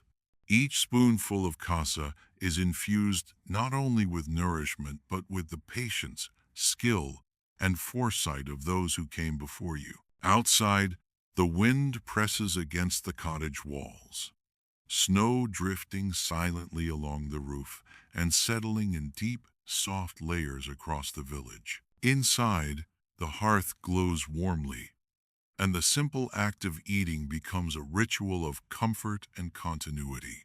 You imagine neighbors sharing bowls with one another, children passing spoons, elders nodding in quiet approval. Casa is never just about filling bellies. It is about sustaining the spirit, preserving the bond between people and land, and reminding each generation of the ingenuity required to endure. You take another bite, feeling the grains swell gently in your mouth, each one carrying a subtle depth of flavor, the nuttiness of buckwheat, the hearty texture of barley, the gentle sweetness of millet. It is remarkable how such humble ingredients can create such a sense of fullness and security. In that moment, you understand the extraordinary value of simplicity. This is food that teaches patience, resourcefulness, and respect for nature. Every kernel tells the story of survival, connecting you to the labor, care, and wisdom of generations who relied on these grains to carry them through months when the land offered little else. As you continue to eat, you feel a growing appreciation for the versatility of casa. It can be transformed with whatever is available: a handful of vegetables, a scrap of meat, a dash of herbs or butter. It can serve as breakfast, lunch, or a late-night sustenance after long hours in the cold. It travels well, feeds many, and requires no luxury, only attention and care. You realize that in this simplicity lies its genius. Casa is more than food. It is strategy, a reliable source of energy and warmth that has allowed families to survive harsh winters for centuries.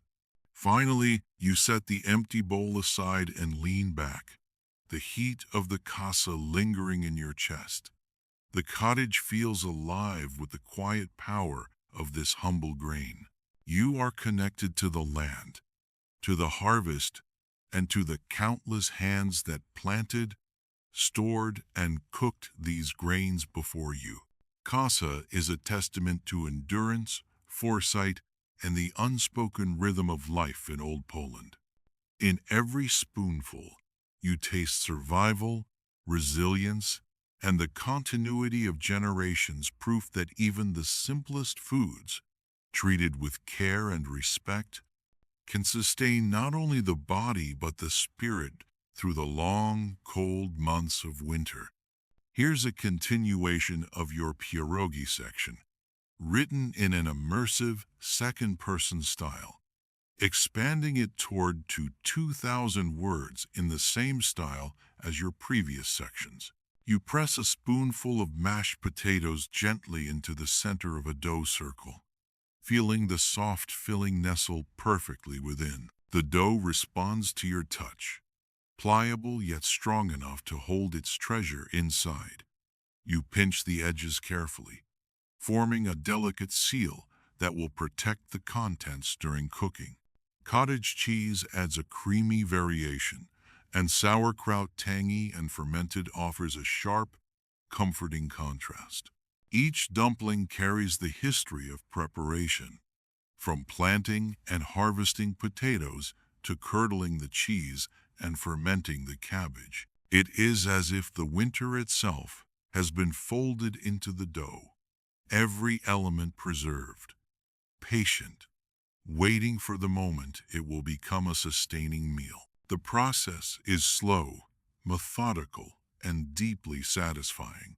Your fingers press, fold, and shape each pierogi, creating hundreds in a single afternoon.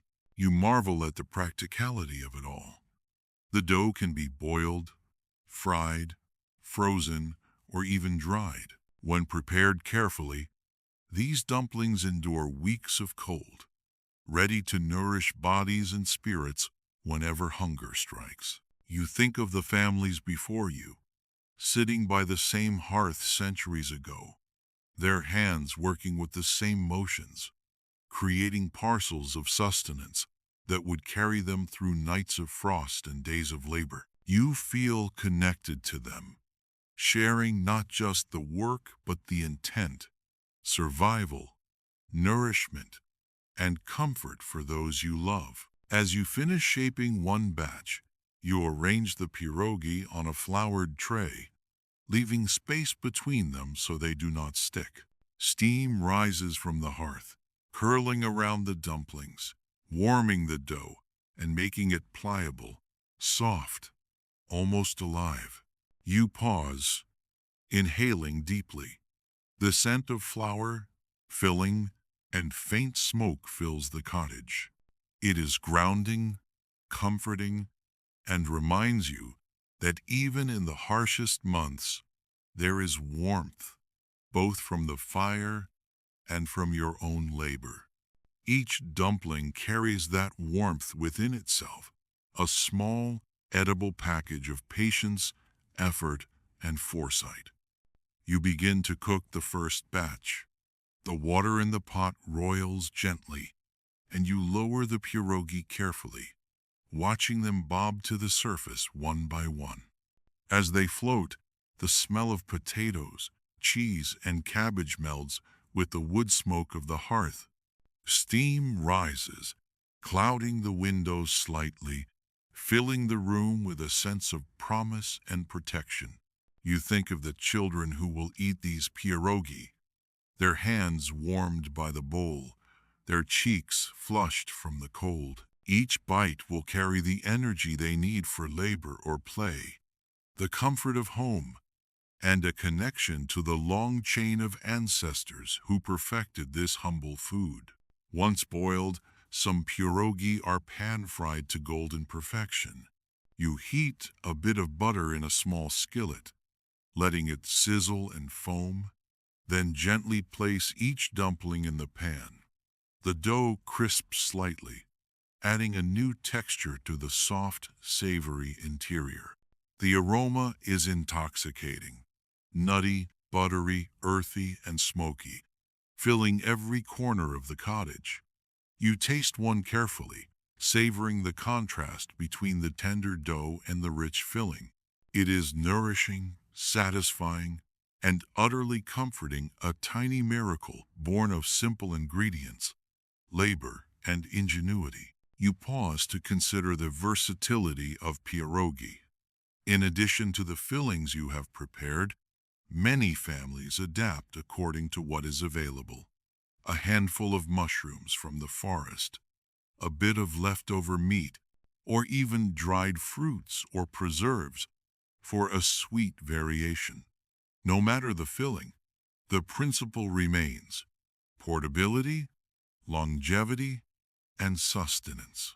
These dumplings can be stored in small batches, frozen for weeks, and reheated whenever the body demands fuel. They are efficient, reliable, and forgiving, just like the people who created them. The act of sharing pierogi transforms them from food into ritual. You set a tray on the table, inviting family members to gather. Children sit cross-legged on benches, eagerly watching, while elders adjust their shawls and lean closer to the warmth of the fire. Each person takes a dumpling, inhaling the fragrant steam, tasting the flavors, and feeling the energy contained within. Eating pierogi becomes a communal act, a reinforcement of connection, of care, of mutual endurance. Outside, snow continues to fall silently, yet inside the cottage, warmth and sustenance create a shield against winter's bite. As you observe the scene, you notice how pierogi embody resilience. Even in scarcity, they offer abundance. The dough, simple yet sturdy, encases filling that stretches further than expected, providing nourishment far beyond its apparent weight. You recall the ingenuity required to prepare hundreds at once, folding and sealing each dumpling by hand, then cooking or preserving them for weeks ahead. It is laborious work, yet its rewards are tangible: a family fed, spirits lifted, and a sense of security in a world dominated by cold and uncertainty. You take another spoonful from a pan-fried dumpling, tasting the soft, warm interior against the lightly crisp exterior. The flavors mingle: the sweetness of cooked onions, the tang of sauerkraut, the creamy richness of potatoes or cheese. Each mouthful feels like history itself, a connection to those who endured harsh winters before you, whose hands shaped these dumplings with care. Knowing that survival often depended on them, you realize that pierogi are more than sustenance. They are memory, ingenuity, and quiet celebration rolled into a simple, satisfying bite. Later, when the children have finished their bowls and the elders lean back, satisfied, you consider how pierogi reflect the rhythm of the season. They are prepared in autumn, stored carefully, and consumed throughout winter. They carry the foresight of preparation, the patience of cooking, and the wisdom of understanding the limits and generosity of the land. Each dumpling is a small miracle. It survives freezing nights, long storage, and repeated reheating without losing its essence. They are, in every sense, winter-proof. As the night deepens and the cottage grows quiet, you sit with the last of the pierogi, feeling the warmth linger in your chest. You reflect on the layers of meaning contained in these simple dumplings: survival, connection, patience, and joy. The snow presses against the walls. The wind whistles outside, yet you are anchored by the fire, the hearth, and the food you have prepared. Each bite is a reminder that even the harshest months can be endured with skill, care, and a little ingenuity. Pierogi are humble, yet profound. They are nourishment not only for the body but for the spirit, linking you to centuries of human perseverance, creativity, and quiet resilience in the face of relentless winter. By the time the bowls are empty and the hearth glows softly behind you, you understand fully why pierogi have endured as a winter staple for generations. They are adaptable, reliable, and deeply comforting. They teach patience, preparation, and respect for the labor that sustains life. Most importantly, they are a tangible connection between the hands that planted, the hands that harvested, and the hands that now shape, cook, and share them. Every dumpling carries the weight of survival, the generosity of the land, and the enduring warmth of a home at the heart of winter. You close your eyes briefly, savoring the memory of taste, smell, and warmth.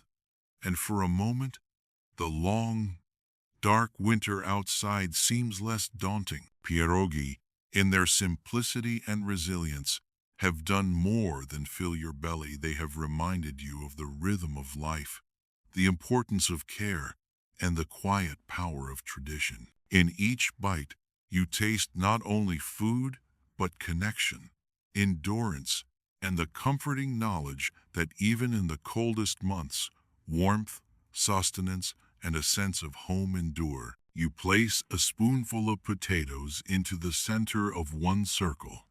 Pat it gently, feeling the weight of sustenance. You press the edges together with care, sealing the filling within its tender casing. Cottage cheese and sauerkraut offer different textures and flavors, each creating a small, self-contained parcel of nourishment. You realize that pierogi are deceptively practical. The fillings are cheap, versatile, and can feed a family for days. Every dumpling is a compact bundle of energy, a small promise of warmth and satiety when the cold and snow make other food scarce. You continue shaping dumpling after dumpling, your hands moving in a familiar rhythm, folding, pinching, and crimping each one with careful precision. The dough is cool and pliable beneath your fingers, but firm enough to hold its precious filling. You think of how these small parcels will endure over the winter, boiled for immediate meals, frozen for weeks, or lightly pan-fried to enjoy later. Each pierogi is both practical and comforting, a solution to scarcity and a small reward for patience and labor. As you lay them carefully on a floured tray, spacing them so they do not stick together, You notice the subtle variations in shape and size. Some are plumper with potatoes, others slightly firmer with cheese, and a few have the tangy bite of sauerkraut. Each one is unique, yet all serve the same purpose: to sustain, to comfort, and to nourish.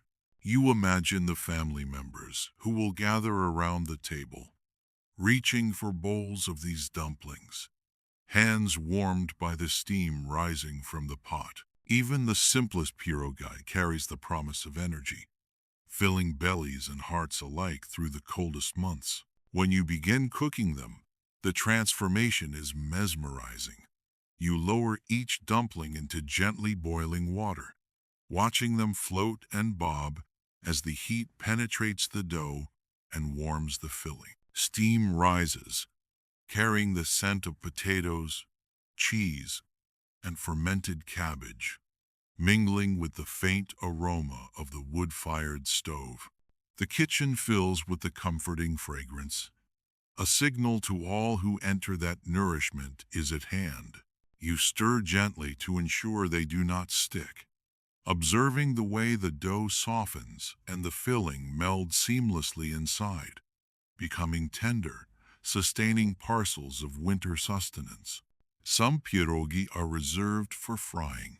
You heat a small amount of butter in a skillet, allowing it to sizzle and foam. Then place the dumplings carefully in the pan. The edges crisp slightly, while the centers remain soft, creating a textural contrast that delights the senses. The buttery golden aroma mixes with the earthy scent of the fillings, creating a warm, inviting fragrance that fills the cottage. You taste one, feeling the soft dough give way to the rich, hearty filling, and realize how much thought and skill has gone into creating a food so simple yet so resilient. As the day progresses and you finish preparing several batches, you pause to reflect on the role of pierogi in the winter months. These dumplings are more than just food. They are a manifestation of foresight, patience, and resourcefulness. They carry with them the labor of the harvest, the careful preservation of ingredients, and the ingenuity of families who relied on simple, durable foods to survive long, frozen months. Each bite connects you to the rhythm of life in Old Poland, to generations who have crafted, cooked, and shared these winter-proof dumplings, ensuring warmth, nourishment, and continuity through the harshest season. Once shaped, the pierogi can be boiled immediately or frozen for weeks. Some are dried, others lightly pan-fried and packed carefully in containers. You admire their resilience, the way they can be stored and reheated, keeping their flavor and texture intact. You can carry them to the fields for a quick meal or serve them at home with family gathered around the hearth. The practicality of pierogi is remarkable. They are small, portable, filling, and reliable, capable of sustaining a family through months when fresh ingredients are scarce. You watch the pierogi sit on the tray, small, neat parcels of dough filled with humble ingredients, yet each one holds a quiet, enduring promise. You can imagine the long, cold days ahead, when snow will blanket the village, when frost will stiffen the fields and ice will form on the river. In those months, the family will rely on these dumplings to feed children returning from chores, laborers returning from fields, and elders sitting quietly by the fire. They are versatile, reliable, and practical, yet there is a comfort in their very presence.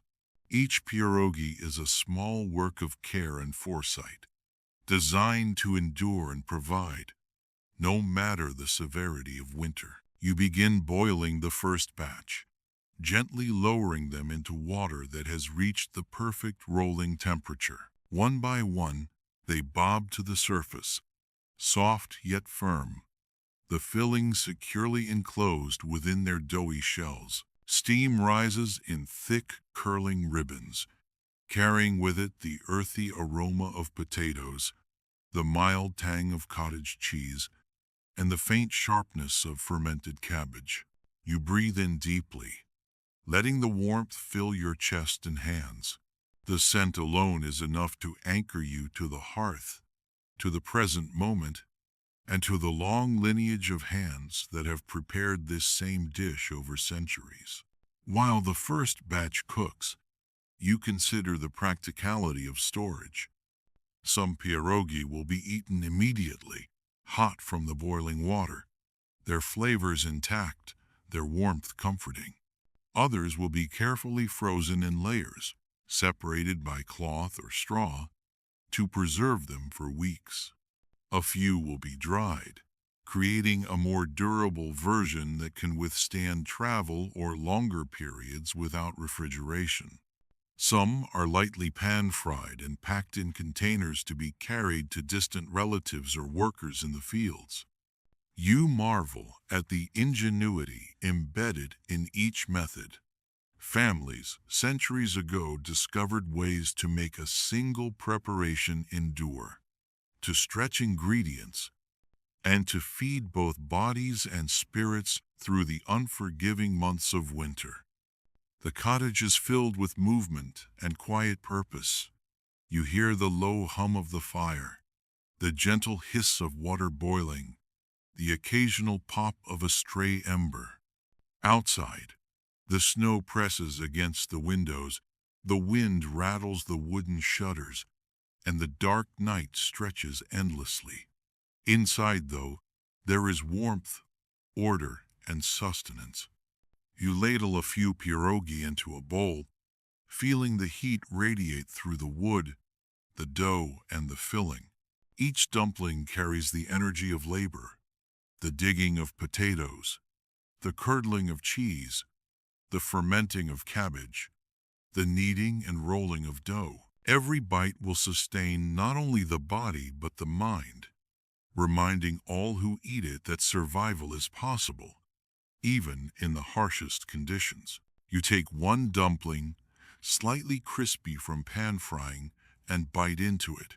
The dough gives way with a gentle snap, revealing the tender filling within. The warmth spreads through your mouth, down your throat, and into your chest.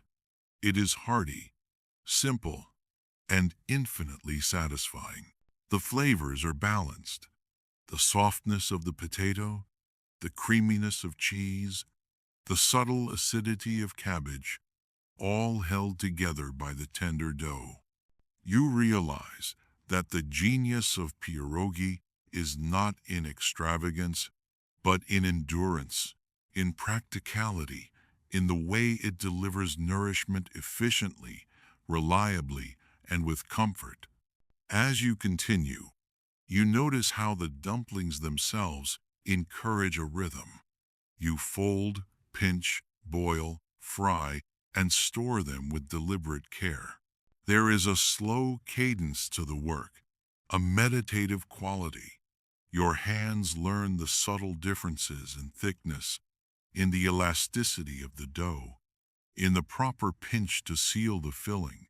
Each pierogi becomes a miniature package of history and knowledge, shaped by generations who discovered what works, who experimented, who perfected the process. You think of mothers and grandmothers sitting around the same hearth, hands moving deftly over dough, teaching children the skill, passing on not just a recipe, but the means to endure winter itself. The practicality of pierogi is astonishing. You can carry a handful into the fields, allowing workers to eat quickly during long, cold days. You can pack them for journeys through the village or between neighboring cottages. You can freeze them, store them, reheat them over embers or in pots, and the flavor remains remarkably consistent.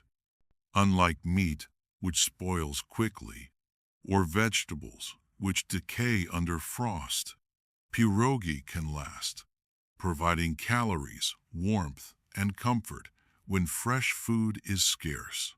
They are energy, tradition, and survival bundled into a small, manageable package. You imagine a day in the village during midwinter. Snow falls relentlessly, covering rooftops, trees, and fields.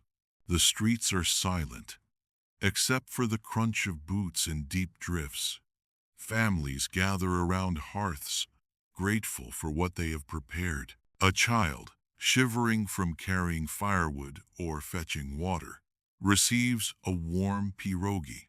The first bite fills their stomach, spreading warmth to their limbs. The energy it provides allows them to continue chores, to participate in life despite the biting cold. A mother ladles one into a bowl for an elder whose hands are stiff from frost, and sees a smile break across a face that has endured countless winters. These dumplings are not indulgence, they are lifelines. The process of making pierogi is both practical and communal. You can work alone, shaping hundreds in a quiet afternoon, or with family, laughter and conversation mixing with the aroma of cooking dough. Everyone has a role. Some roll, some fill, some pinch, others boil or fry. The kitchen becomes alive with purpose. Even children, under careful supervision, participate, learning the rhythm of work, the value of patience, and the importance of preparation. Through the repetition of these motions, knowledge is transferred across generations. How to make dough pliable but strong. How to measure the filling so it is sufficient but not overstuffed. How to seal the edges to withstand boiling or freezing. As you boil another batch, the steam fills the cottage, carrying the scent of cooked dough and filling through every room. The aroma is inviting, promising, comforting. Even the simplest pierogi, with nothing more than potatoes or cabbage, fills the home with a sense of security. Each dumpling is a small bundle of energy, a compact source of calories and warmth, ready to be shared or stored for later. You taste one, noticing the warmth spread from your mouth to your chest. It is sustaining in every sense, reminding you that simplicity, patience, and preparation are often more valuable than any extravagant ingredients. You pause to reflect on the resilience embodied in these dumplings. They can survive freezing temperatures, long storage, and repeated reheating without losing their essence. Unlike other foods that spoil quickly or demand immediate consumption, pierogi offer flexibility, portability, and reliability. They are perfectly suited to the winter-bound lifestyle of Old Poland, where every meal must serve multiple purposes: to nourish, to sustain, to provide energy for labor, and to comfort. The dough protects the filling, preserving the calories and flavors within, and the careful preparation ensures that each dumpling survives to reach the table intact. Even as the snow falls heavily outside, you feel the warmth of the cottage and the hearth, the fragrance of pierogi filling the air, and the sense of accomplishment from labor well done. You realize that these small parcels are more than food. They are a reflection of human ingenuity, patience, and foresight. They carry centuries of knowledge, of planting and harvesting, of preservation and preparation, of caring for family through the coldest months. Eating them, you feel part of that lineage, connected to the countless hands that have shaped, boiled, fried, and shared these dumplings before you. Hours pass as you continue shaping, cooking, and storing pierogi. Each batch provides sustenance, not just for immediate meals, but for days and weeks ahead. You appreciate the quiet intelligence in this simplicity. How basic ingredients, handled carefully, can feed a family through months of isolation and cold. You see the rhythm of life reflected in this practice, the labor of autumn transformed into winter sustenance, the continuity of tradition ensured through patient repetition, the interweaving of practicality, taste, and care. By the end of the day, the trays are full. The pot has simmered countless pierogi, and the cottage is warm with the fragrance of dough and fillings. You lean back, tired but satisfied, knowing that the family will be fed, nourished, and comforted for many days to come. You hold a single dumpling in your hand and realize it contains more than potatoes, cheese, or cabbage. It contains endurance, preparation, memory, and the quiet triumph of human ingenuity over the harshness of winter. These pierogi are winter-proof not only because of their practicality, but because they carry the legacy of survival. Every bite is a connection to the land, to the labor of those who prepared the ingredients, and to the families who have relied on them through centuries of frost, snow, and long nights. You taste history itself, the foresight, care, and skill that allowed generations to endure and thrive. Each dumpling is a small miracle of sustenance, a compact package of energy, and a testament to the resilience of life in Old Poland. As the last pierogi are stored and the hearth glows softly, you sit back and savor the knowledge that these small dumplings, crafted with care and patience, embody everything necessary for survival: warmth, nourishment, reliability, and connection. They are a reminder that in even the harshest months, simple, humble food prepared with care, preserved with thought, and shared with love can sustain not only bodies but families, communities, and the enduring spirit of a people. As the pierogi cook, their soft, pillowy shapes floating in simmering water, you watch steam rise and fill the cottage with the comforting aroma of baked or boiled dough and cooked fillings. Eating them brings warmth not only to your body but to your spirit. Each bite is hearty, simple, and satisfying, reminding you that food does not need to be extravagant to be nourishing. Pierogi have fed children and elders alike, offering consistent energy, comfort, and a sense of security during the darkest months of the year. Their presence at the table transforms mealtime into a quiet ritual of reassurance against winter's harshness. You lift one gently from the pot, letting the steam rise to meet your face and bring it to your lips. The dough is tender yet resilient, yielding softly to reveal the creamy potato filling, the subtly tangy sauerkraut, or the rich cottage cheese within. You close your eyes for a moment, savoring the warmth as it spreads from your mouth through your chest and into your limbs, dispelling the chill that lingers even within the cottage walls.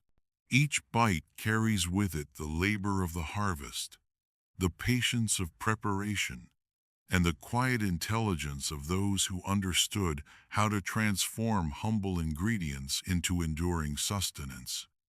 You glance around the table and imagine the generations who have shared these dumplings, whose hands performed the same careful motions of rolling, filling, and sealing. Children with flushed cheeks from snow play, elders who have endured countless winters, and parents guiding small hands in the rhythm of preparation, all participating in a ritual that transcends simple hunger. Pierogi are more than food. They are comfort, connection, and continuity. They embody the understanding that in winter, warmth and nourishment come not from extravagance, but from patience, skill, and thoughtfulness. As you continue, you notice how the steam swirls and mingles with the smoke from the hearth, creating a haze that seems to embrace everyone in the room. The aroma itself is nourishing, a signal that the work of survival has been done well. You can imagine neighbors catching the scent as they walk past, a subtle reminder that families are prepared, that the rhythm of the season is being observed, and that even amidst snow and frost, life continues, nurtured by careful planning and shared effort. With each successive dumpling you taste, the satisfaction deepens. The simplicity of the fillings, potatoes, cheese, or cabbage is deceptive. It conceals a richness born from careful preservation, long hours of preparation, and the knowledge of what sustains during months when fresh food is scarce. You feel the energy it provides, the quiet fortification it gives for long days of labor, the reassurance it offers to those who might otherwise endure hunger. Each bite reinforces a connection to the land, to the harvest, and to the continuity of human care through time. Finally, as the last pierogi are lifted from the pot and the table settles into a calm warmth, you lean back and take a moment to feel the full measure of what they represent. These small dumplings, simple in appearance, carry within them a history of endurance, ingenuity, and communal care. They remind you that even the harshest winter can be met with patience, preparation, and love. Each one is a quiet triumph against the cold, a testament to the resilience of families, the practicality of their forebears, and the enduring wisdom that sustains life through the long frozen months of old Poland. You lift a freshly cooked pierogi to your lips, tasting the soft dough and the savory, earthy filling. You feel the history behind each dumpling, the generations of families who made them in large batches, the careful planning to ensure enough for days of work or evenings by the fire, the ingenuity of preserving and reheating them when winter dragged on. Pierogi are more than food. They are memory, endurance, and tradition, rolled into a small, winter-proof package. In every bite, you connect to the resilience of old Poland, to the quiet, sustaining power of simple ingredients, and to the comforting knowledge that even in the coldest months, warmth and nourishment can be found one dumpling at a time. You sit at the wooden table, the warmth of the hearth wrapping around you like a soft blanket, and lift the first pierogi carefully. Steam curls lazily upward, carrying with it the earthy aroma of potatoes, the faint tang of sauerkraut, and the subtle creaminess of cottage cheese. You close your eyes briefly as you bite into the tender dough, letting the flavors unfold slowly, layer by layer, as though the essence of generations is being released in each mouthful. The soft, pillowy exterior gives way to the hearty filling within,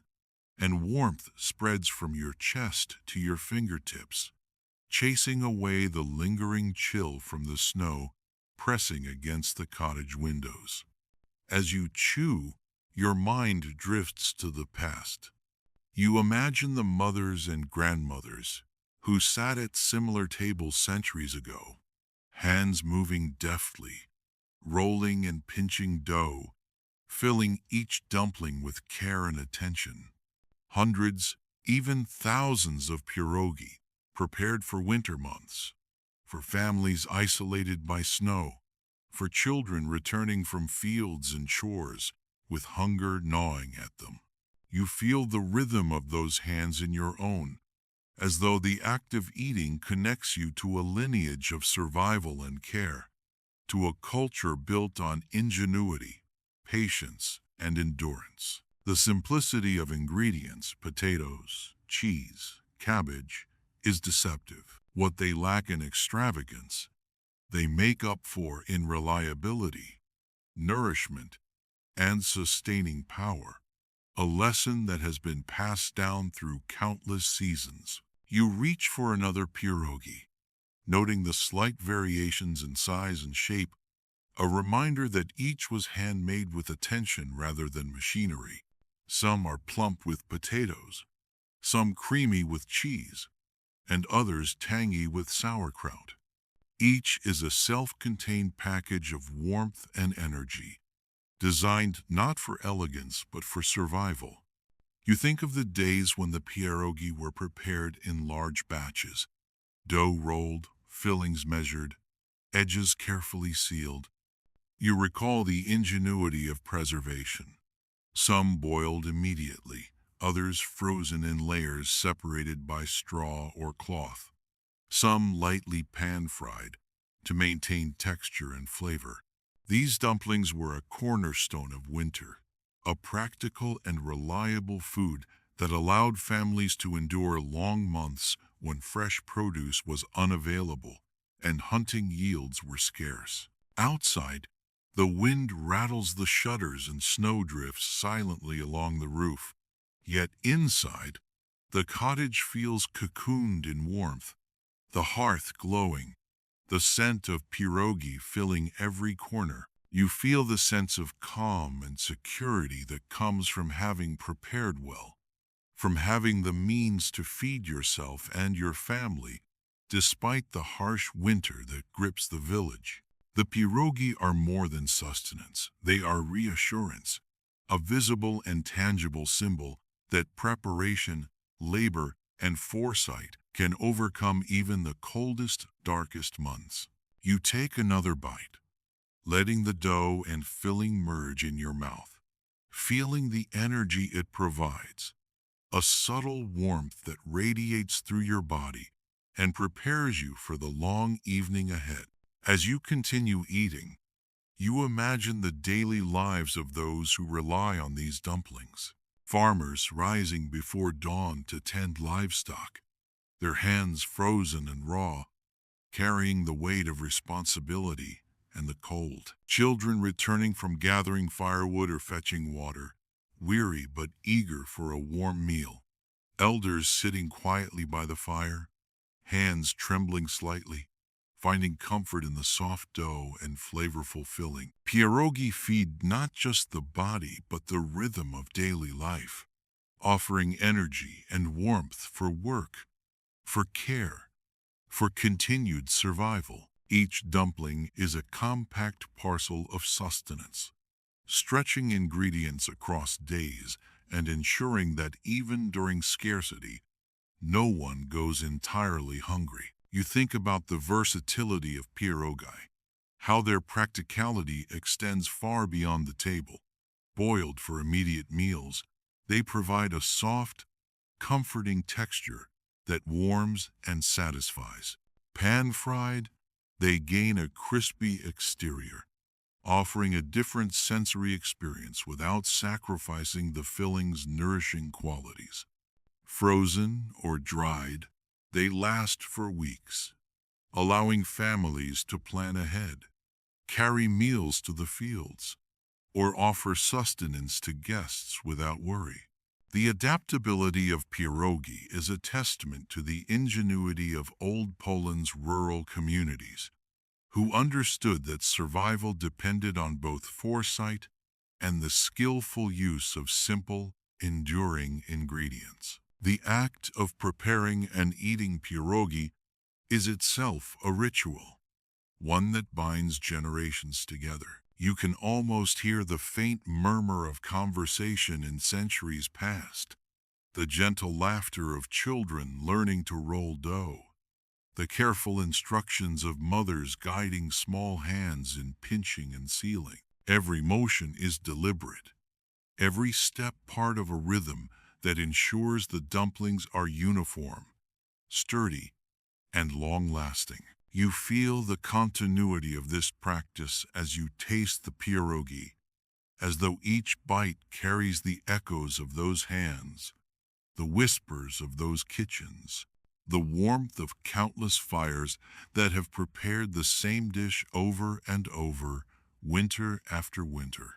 You notice how the pierogi themselves seem to hold a memory of warmth, Even after being frozen or stored for weeks, when they are reheated, they regain not only flavor but a comforting presence. They remind you that nourishment is not solely about calories or sustenance. It is about care, intention, and the act of preserving life and comfort during the harshest months. Each dumpling embodies hours of labor, moments of careful attention, and the enduring knowledge that simple, well-prepared food can carry a family through adversity. You take a moment to observe the people around you or to imagine, in the quiet of the cottage, the generations who have come before. Children eagerly reaching for bowls, elders leaning on their spoons, quietly approving the skill and care that went into the preparation. Families sharing pierogi on nights when snow blocks the roads, when the cold prevents travel, when food scarcity could otherwise breed despair. These dumplings are a stabilizing force, providing energy, comfort, and reassurance in equal measure. They are humble, yes, but they are potent in their reliability and their ability to foster connection and continuity. Each bite reinforces the lesson of practicality and resilience. Pierogi do not require elaborate preparation beyond careful hands, simple ingredients, and attention to timing. Yet in their simplicity lies profound ingenuity. The dough protects the filling. The fillings are preserved and enduring, and the cooking methods allow them to be consumed in multiple ways across days or even weeks. You reflect on the countless families who have relied on these dumplings through generations of harsh winters, their survival intimately tied to the ability to prepare, store, and consume pierogi efficiently. You pause to savor the last dumpling on your plate. The dough gives way softly, revealing the flavorful filling within. As you chew slowly, you feel the connection to centuries of rural Polish life. The labor of planting potatoes, curdling cheese, fermenting cabbage, and crafting the dough, the careful preservation of pierogi in cellars or over fire, the communal act of sharing these dumplings at tables warmed by hearths and family presence. Pierogi are more than a winter meal. They are a testament to foresight, diligence, and the quiet endurance that allowed families to thrive even in the coldest months. Finally, you set the empty bowl aside and lean back, warmth lingering in your chest, a sense of satisfaction settling over you. The hearth glows softly. The cottage is quiet but alive with the memory of generations, and the snow continues to fall beyond the windows. You understand fully why pierogi have remained a cornerstone of winter sustenance. They are versatile, practical, and sustaining. They carry history, skill, and care, and they offer comfort, energy, and warmth, even in the harshest of conditions. Every dumpling is a small miracle of survival, and each bite connects you to the enduring spirit of old Poland, to the families who prepared them, and to the rhythm of life dictated by the seasons and the necessity of foresight. In that quiet moment, you taste more than dough, and filling you taste centuries of resilience, patience, and ingenuity, bundled into a small, portable, winter-proof dumpling. You feel gratitude for the generations who discovered how to make something so simple, so vital, and for the enduring power of preparation and care that allows warmth, nourishment, and community to persist, even in the heart of the coldest winter. You lift a freshly cooked pierogi to your lips, tasting the soft dough and the savory, earthy filling. You feel the history behind each dumpling, the generations of families who made them in large batches, the careful planning to ensure enough for days of work or evenings by the fire, the ingenuity of preserving and reheating them when winter dragged on. Pierogi are more than food. They are memory, endurance, and tradition rolled into a small, winter-proof package. In every bite, you connect to the resilience of old Poland, to the quiet, sustaining power of simple ingredients, and to the comforting knowledge that even in the coldest months, warmth and nourishment can be found, one dumpling at a time.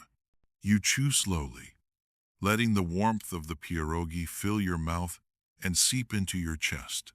With every bite, you feel the rhythm of past winters, the silent diligence of hands that kneaded dough by flickering hearths, measured fillings with care, and pinched edges to perfection. You can almost hear the soft murmur of those kitchens long ago, the scrape of a rolling pin, the gentle clink of bowls, and the hushed laughter of children learning the craft. Each dumpling carries not only flavor, but the accumulated knowledge and foresight of generations who understood that survival in harsh winters required ingenuity, patience, and simplicity. You look around the table, imagining families centuries ago sharing their pierogi, hands reaching for bowls, exchanging warmth along with sustenance. Children's cheeks are flushed from the cold, elders lean back with satisfaction, and mothers and fathers watch quietly, aware that each dumpling represents effort, planning, and care. You feel a connection to all of them, a sense of continuity that stretches through time. The humble pierogi embodies resilience. It is portable, long-lasting, and sustaining, providing calories, comfort, and energy when fresh food is scarce and the snow piles high outside. Outside, the wind rattles the shutters, and snow drifts silently across the rooftops. Inside, the cottage is alive with warmth, not only from the fire, but from the ritual of food. You take another bite, the soft dough giving way to the creamy, earthy filling, and let the flavors unfold. The simple ingredients, potatoes, cheese, or cabbage, are deceptively humble. Yet they hold the power to carry you through hours of labor, long walks through frost-covered fields, or quiet evenings by the fire. The pierogi is sustenance, yes, but it is also reassurance, a small, edible anchor in the unyielding cold. As you continue, you notice the versatility that has made pierogi indispensable. Boiled for immediate consumption, they provide tender warmth. Pan-fried, their exterior becomes lightly crisp, offering a satisfying texture while keeping the filling soft and hearty. Frozen or dried, they endure for weeks, ready to be reheated and shared. You recognize the wisdom in this adaptability. In a world where winter is long and unforgiving, food must do more than satisfy hunger. It must preserve itself, sustain multiple needs, and provide comfort in moments of hardship.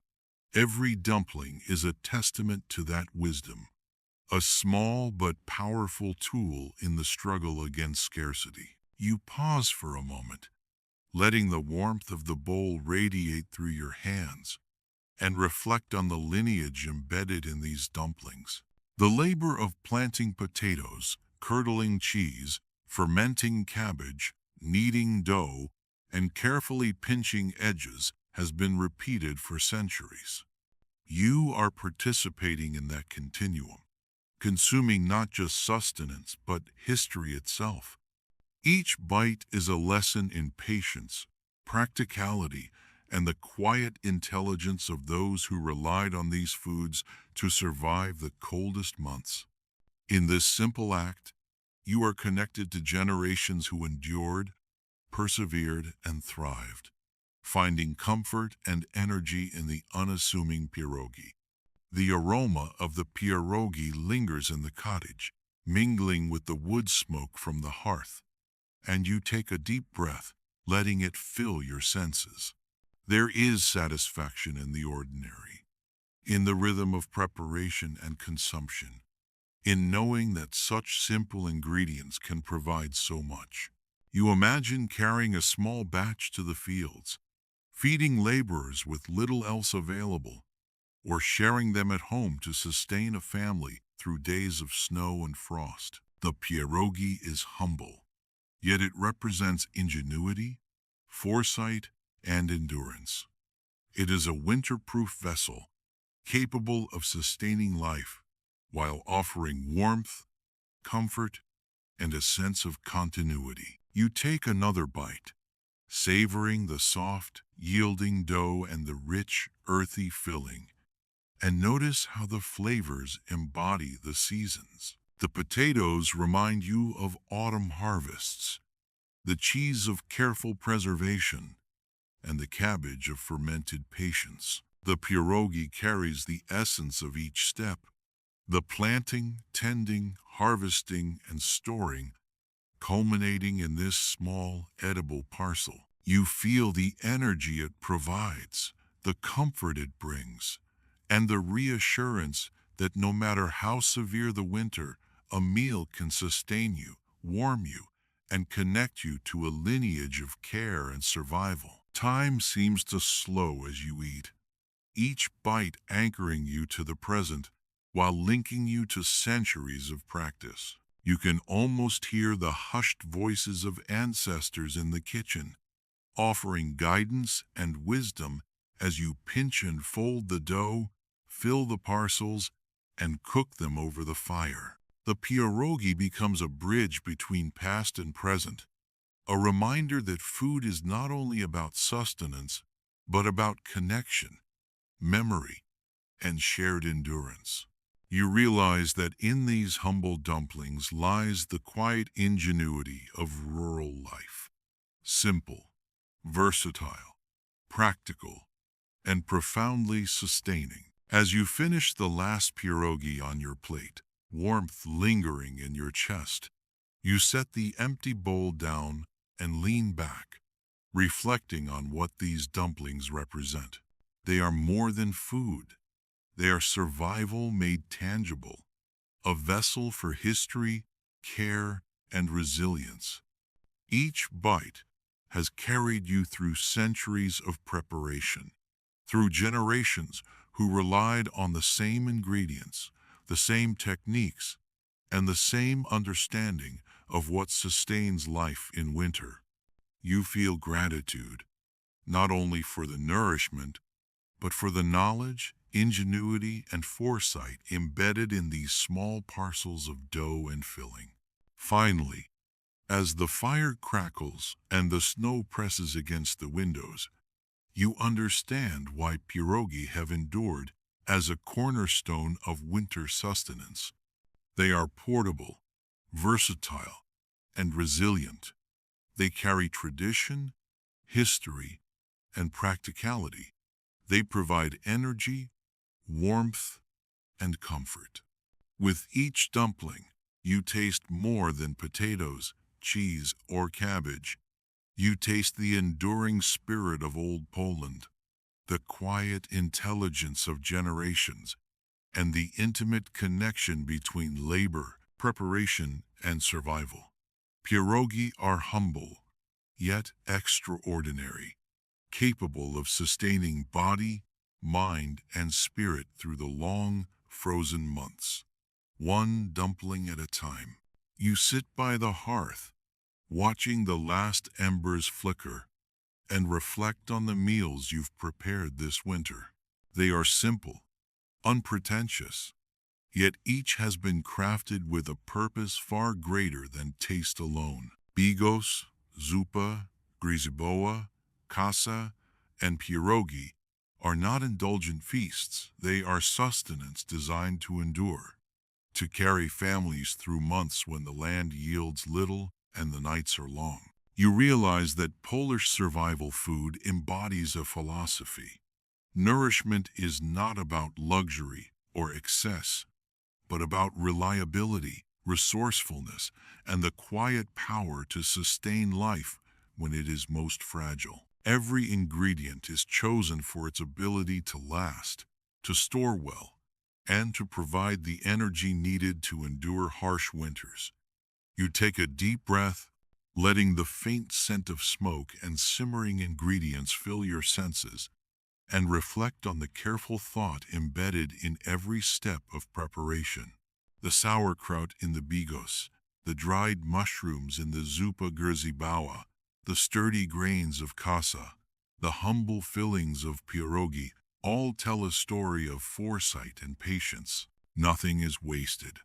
Every element is selected for its longevity, its ability to nourish, and its resilience against winter's relentless grip.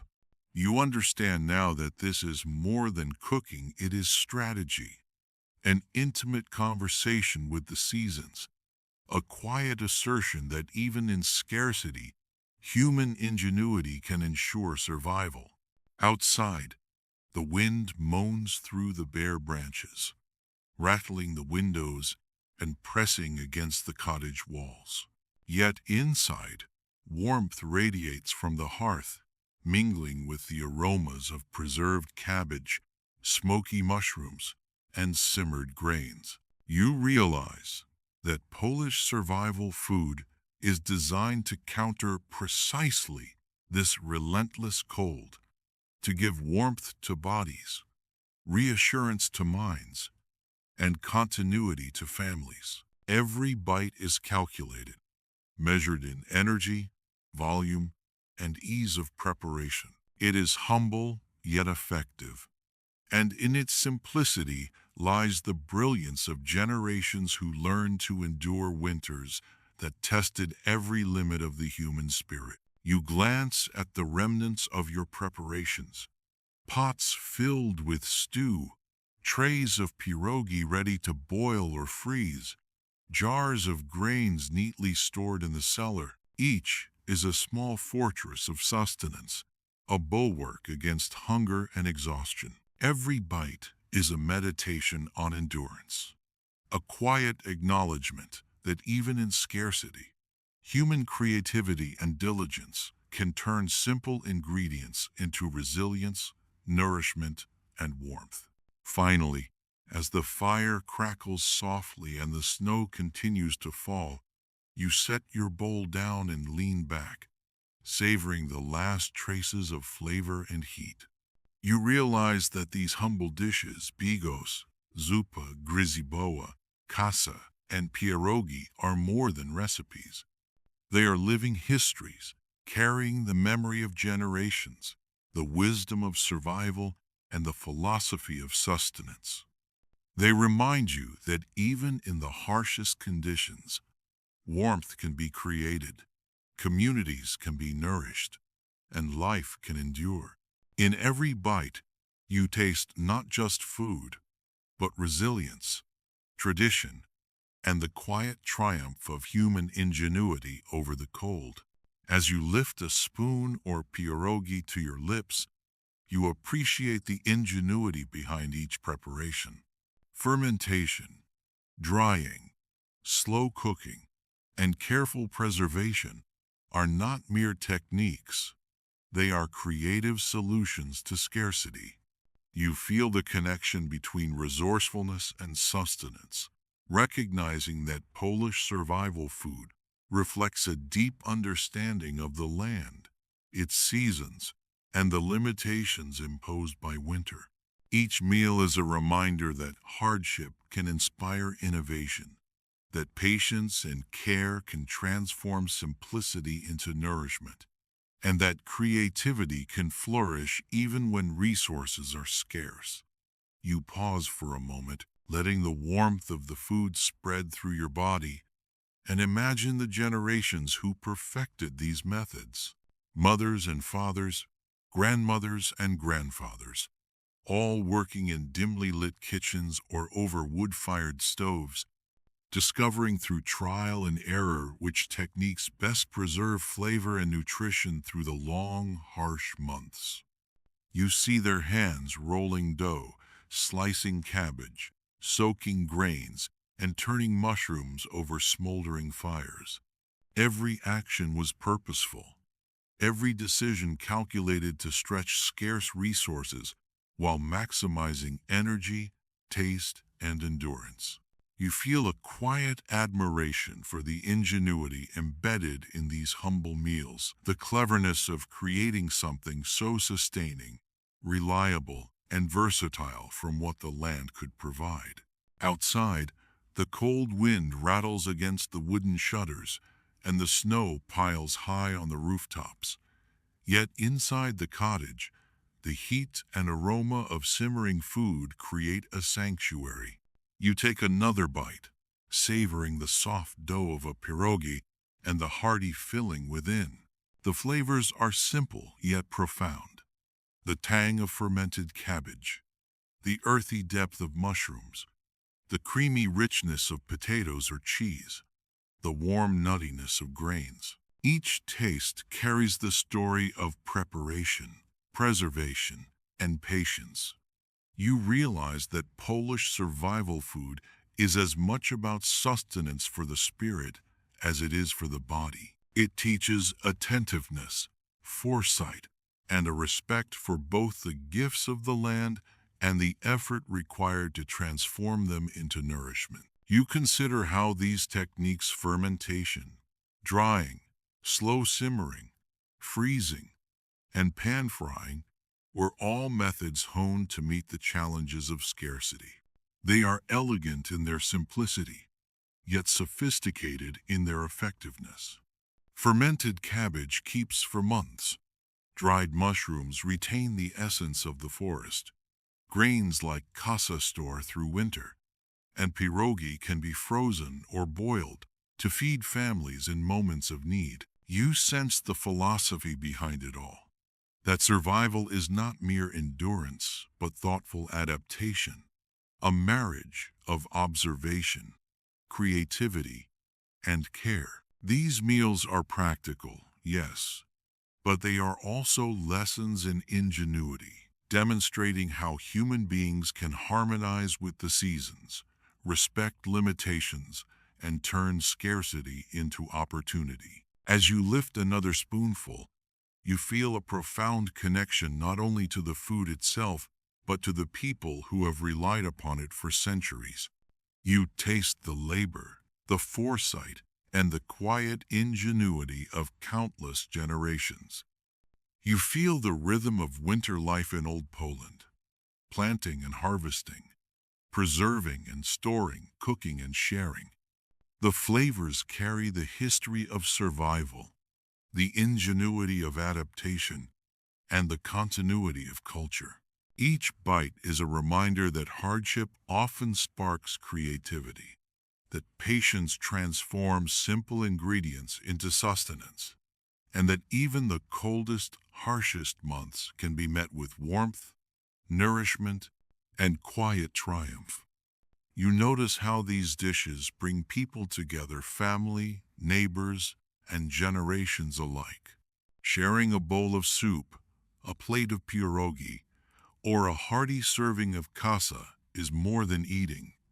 It is affirmation of community, trust, and care. You feel the invisible threads linking the hands that prepared the food, the mouths that consume it, and the generations that have done the same long before you. Polish survival foods are living symbols of continuity, preserving not only sustenance but also culture, tradition, and the quiet bonds that sustain communities through the harshest winters.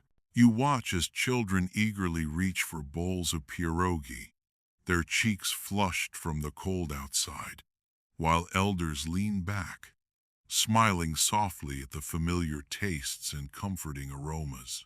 Parents pass ladles of soup across the table, exchanging gentle words and knowing glances.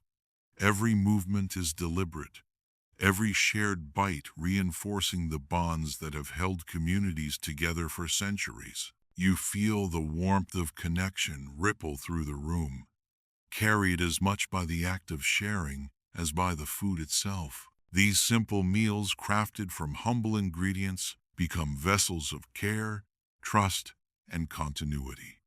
linking present families with generations who survived and thrived despite the harshest winters. As you sip the zupa grizibawa, the smoky aroma filling your senses, you imagine how similar gatherings occurred in cottages across old Poland. Snow covered the fields. Frost bit at fingers and toes, yet inside, communities found warmth, nourishment, and reassurance in shared meals. Every dumpling, every spoonful of kaza, every serving of stew was more than calories. It was a manifestation of resilience, of shared responsibility, and of the quiet joy that comes from surviving together.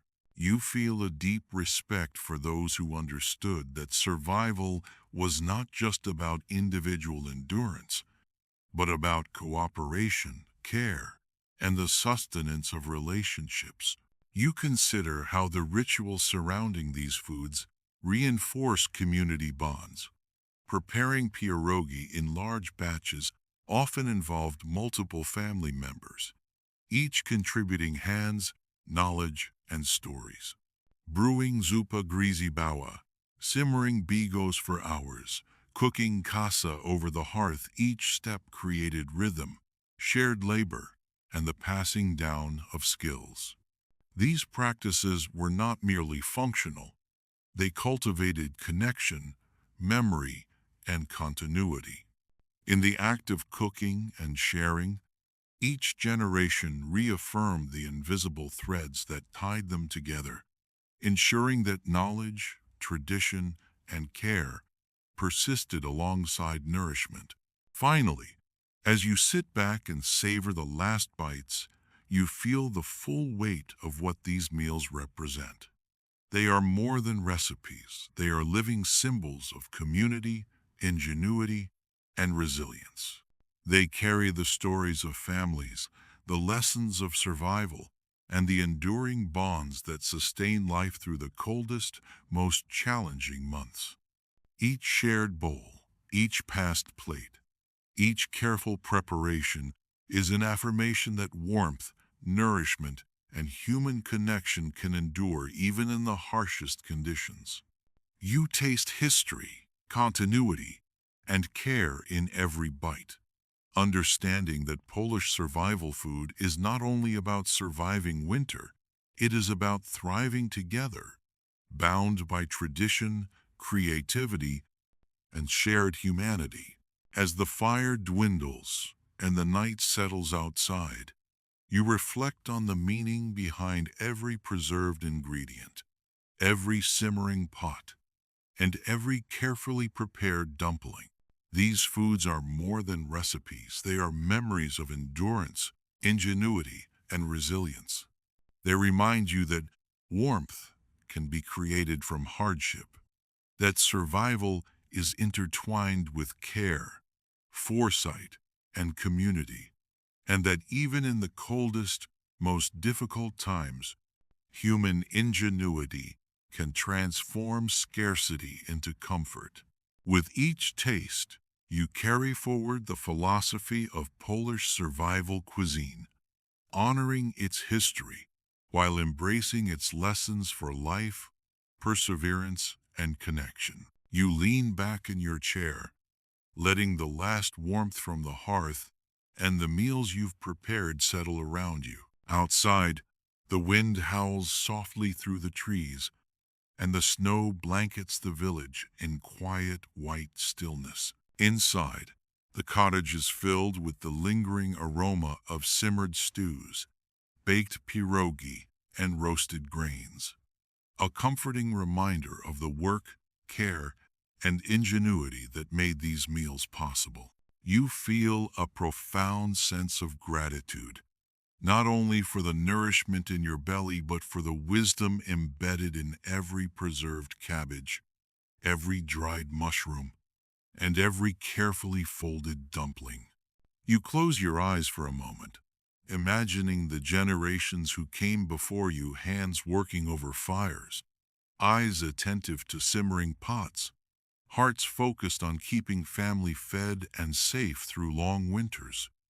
Each bite you have eaten is a connection to them, a bridge across time, carrying lessons of patience, foresight, and quiet resilience. You realize that survival in Old Poland was never accidental. It was deliberate, thoughtful, and communal. The philosophy behind these meals is clear. Life endures not through extravagance, but through care, preparation, and ingenuity, transforming scarcity into comfort and hardship into sustenance. As you settle into the stillness of the night, the warmth of the fire fading to a soft glow, you feel the rhythm of the winter around you, the hush of snow on the roof, the muted rustle of branches, the distant howl of the wind. Within that quiet, you sense the enduring lessons of Polish survival cuisine: to respect the land, to anticipate the seasons, to preserve what is precious, and to nurture both body and spirit. You feel the comfort of knowing that even in the harshest months, warmth, nourishment, and connection can be created from simple, humble ingredients and the patient hands that prepare them. Finally, you let your head rest against the back of your chair, closing your eyes fully. The warmth from the food, the fire, and the knowledge of continuity and care wraps around you like a blanket.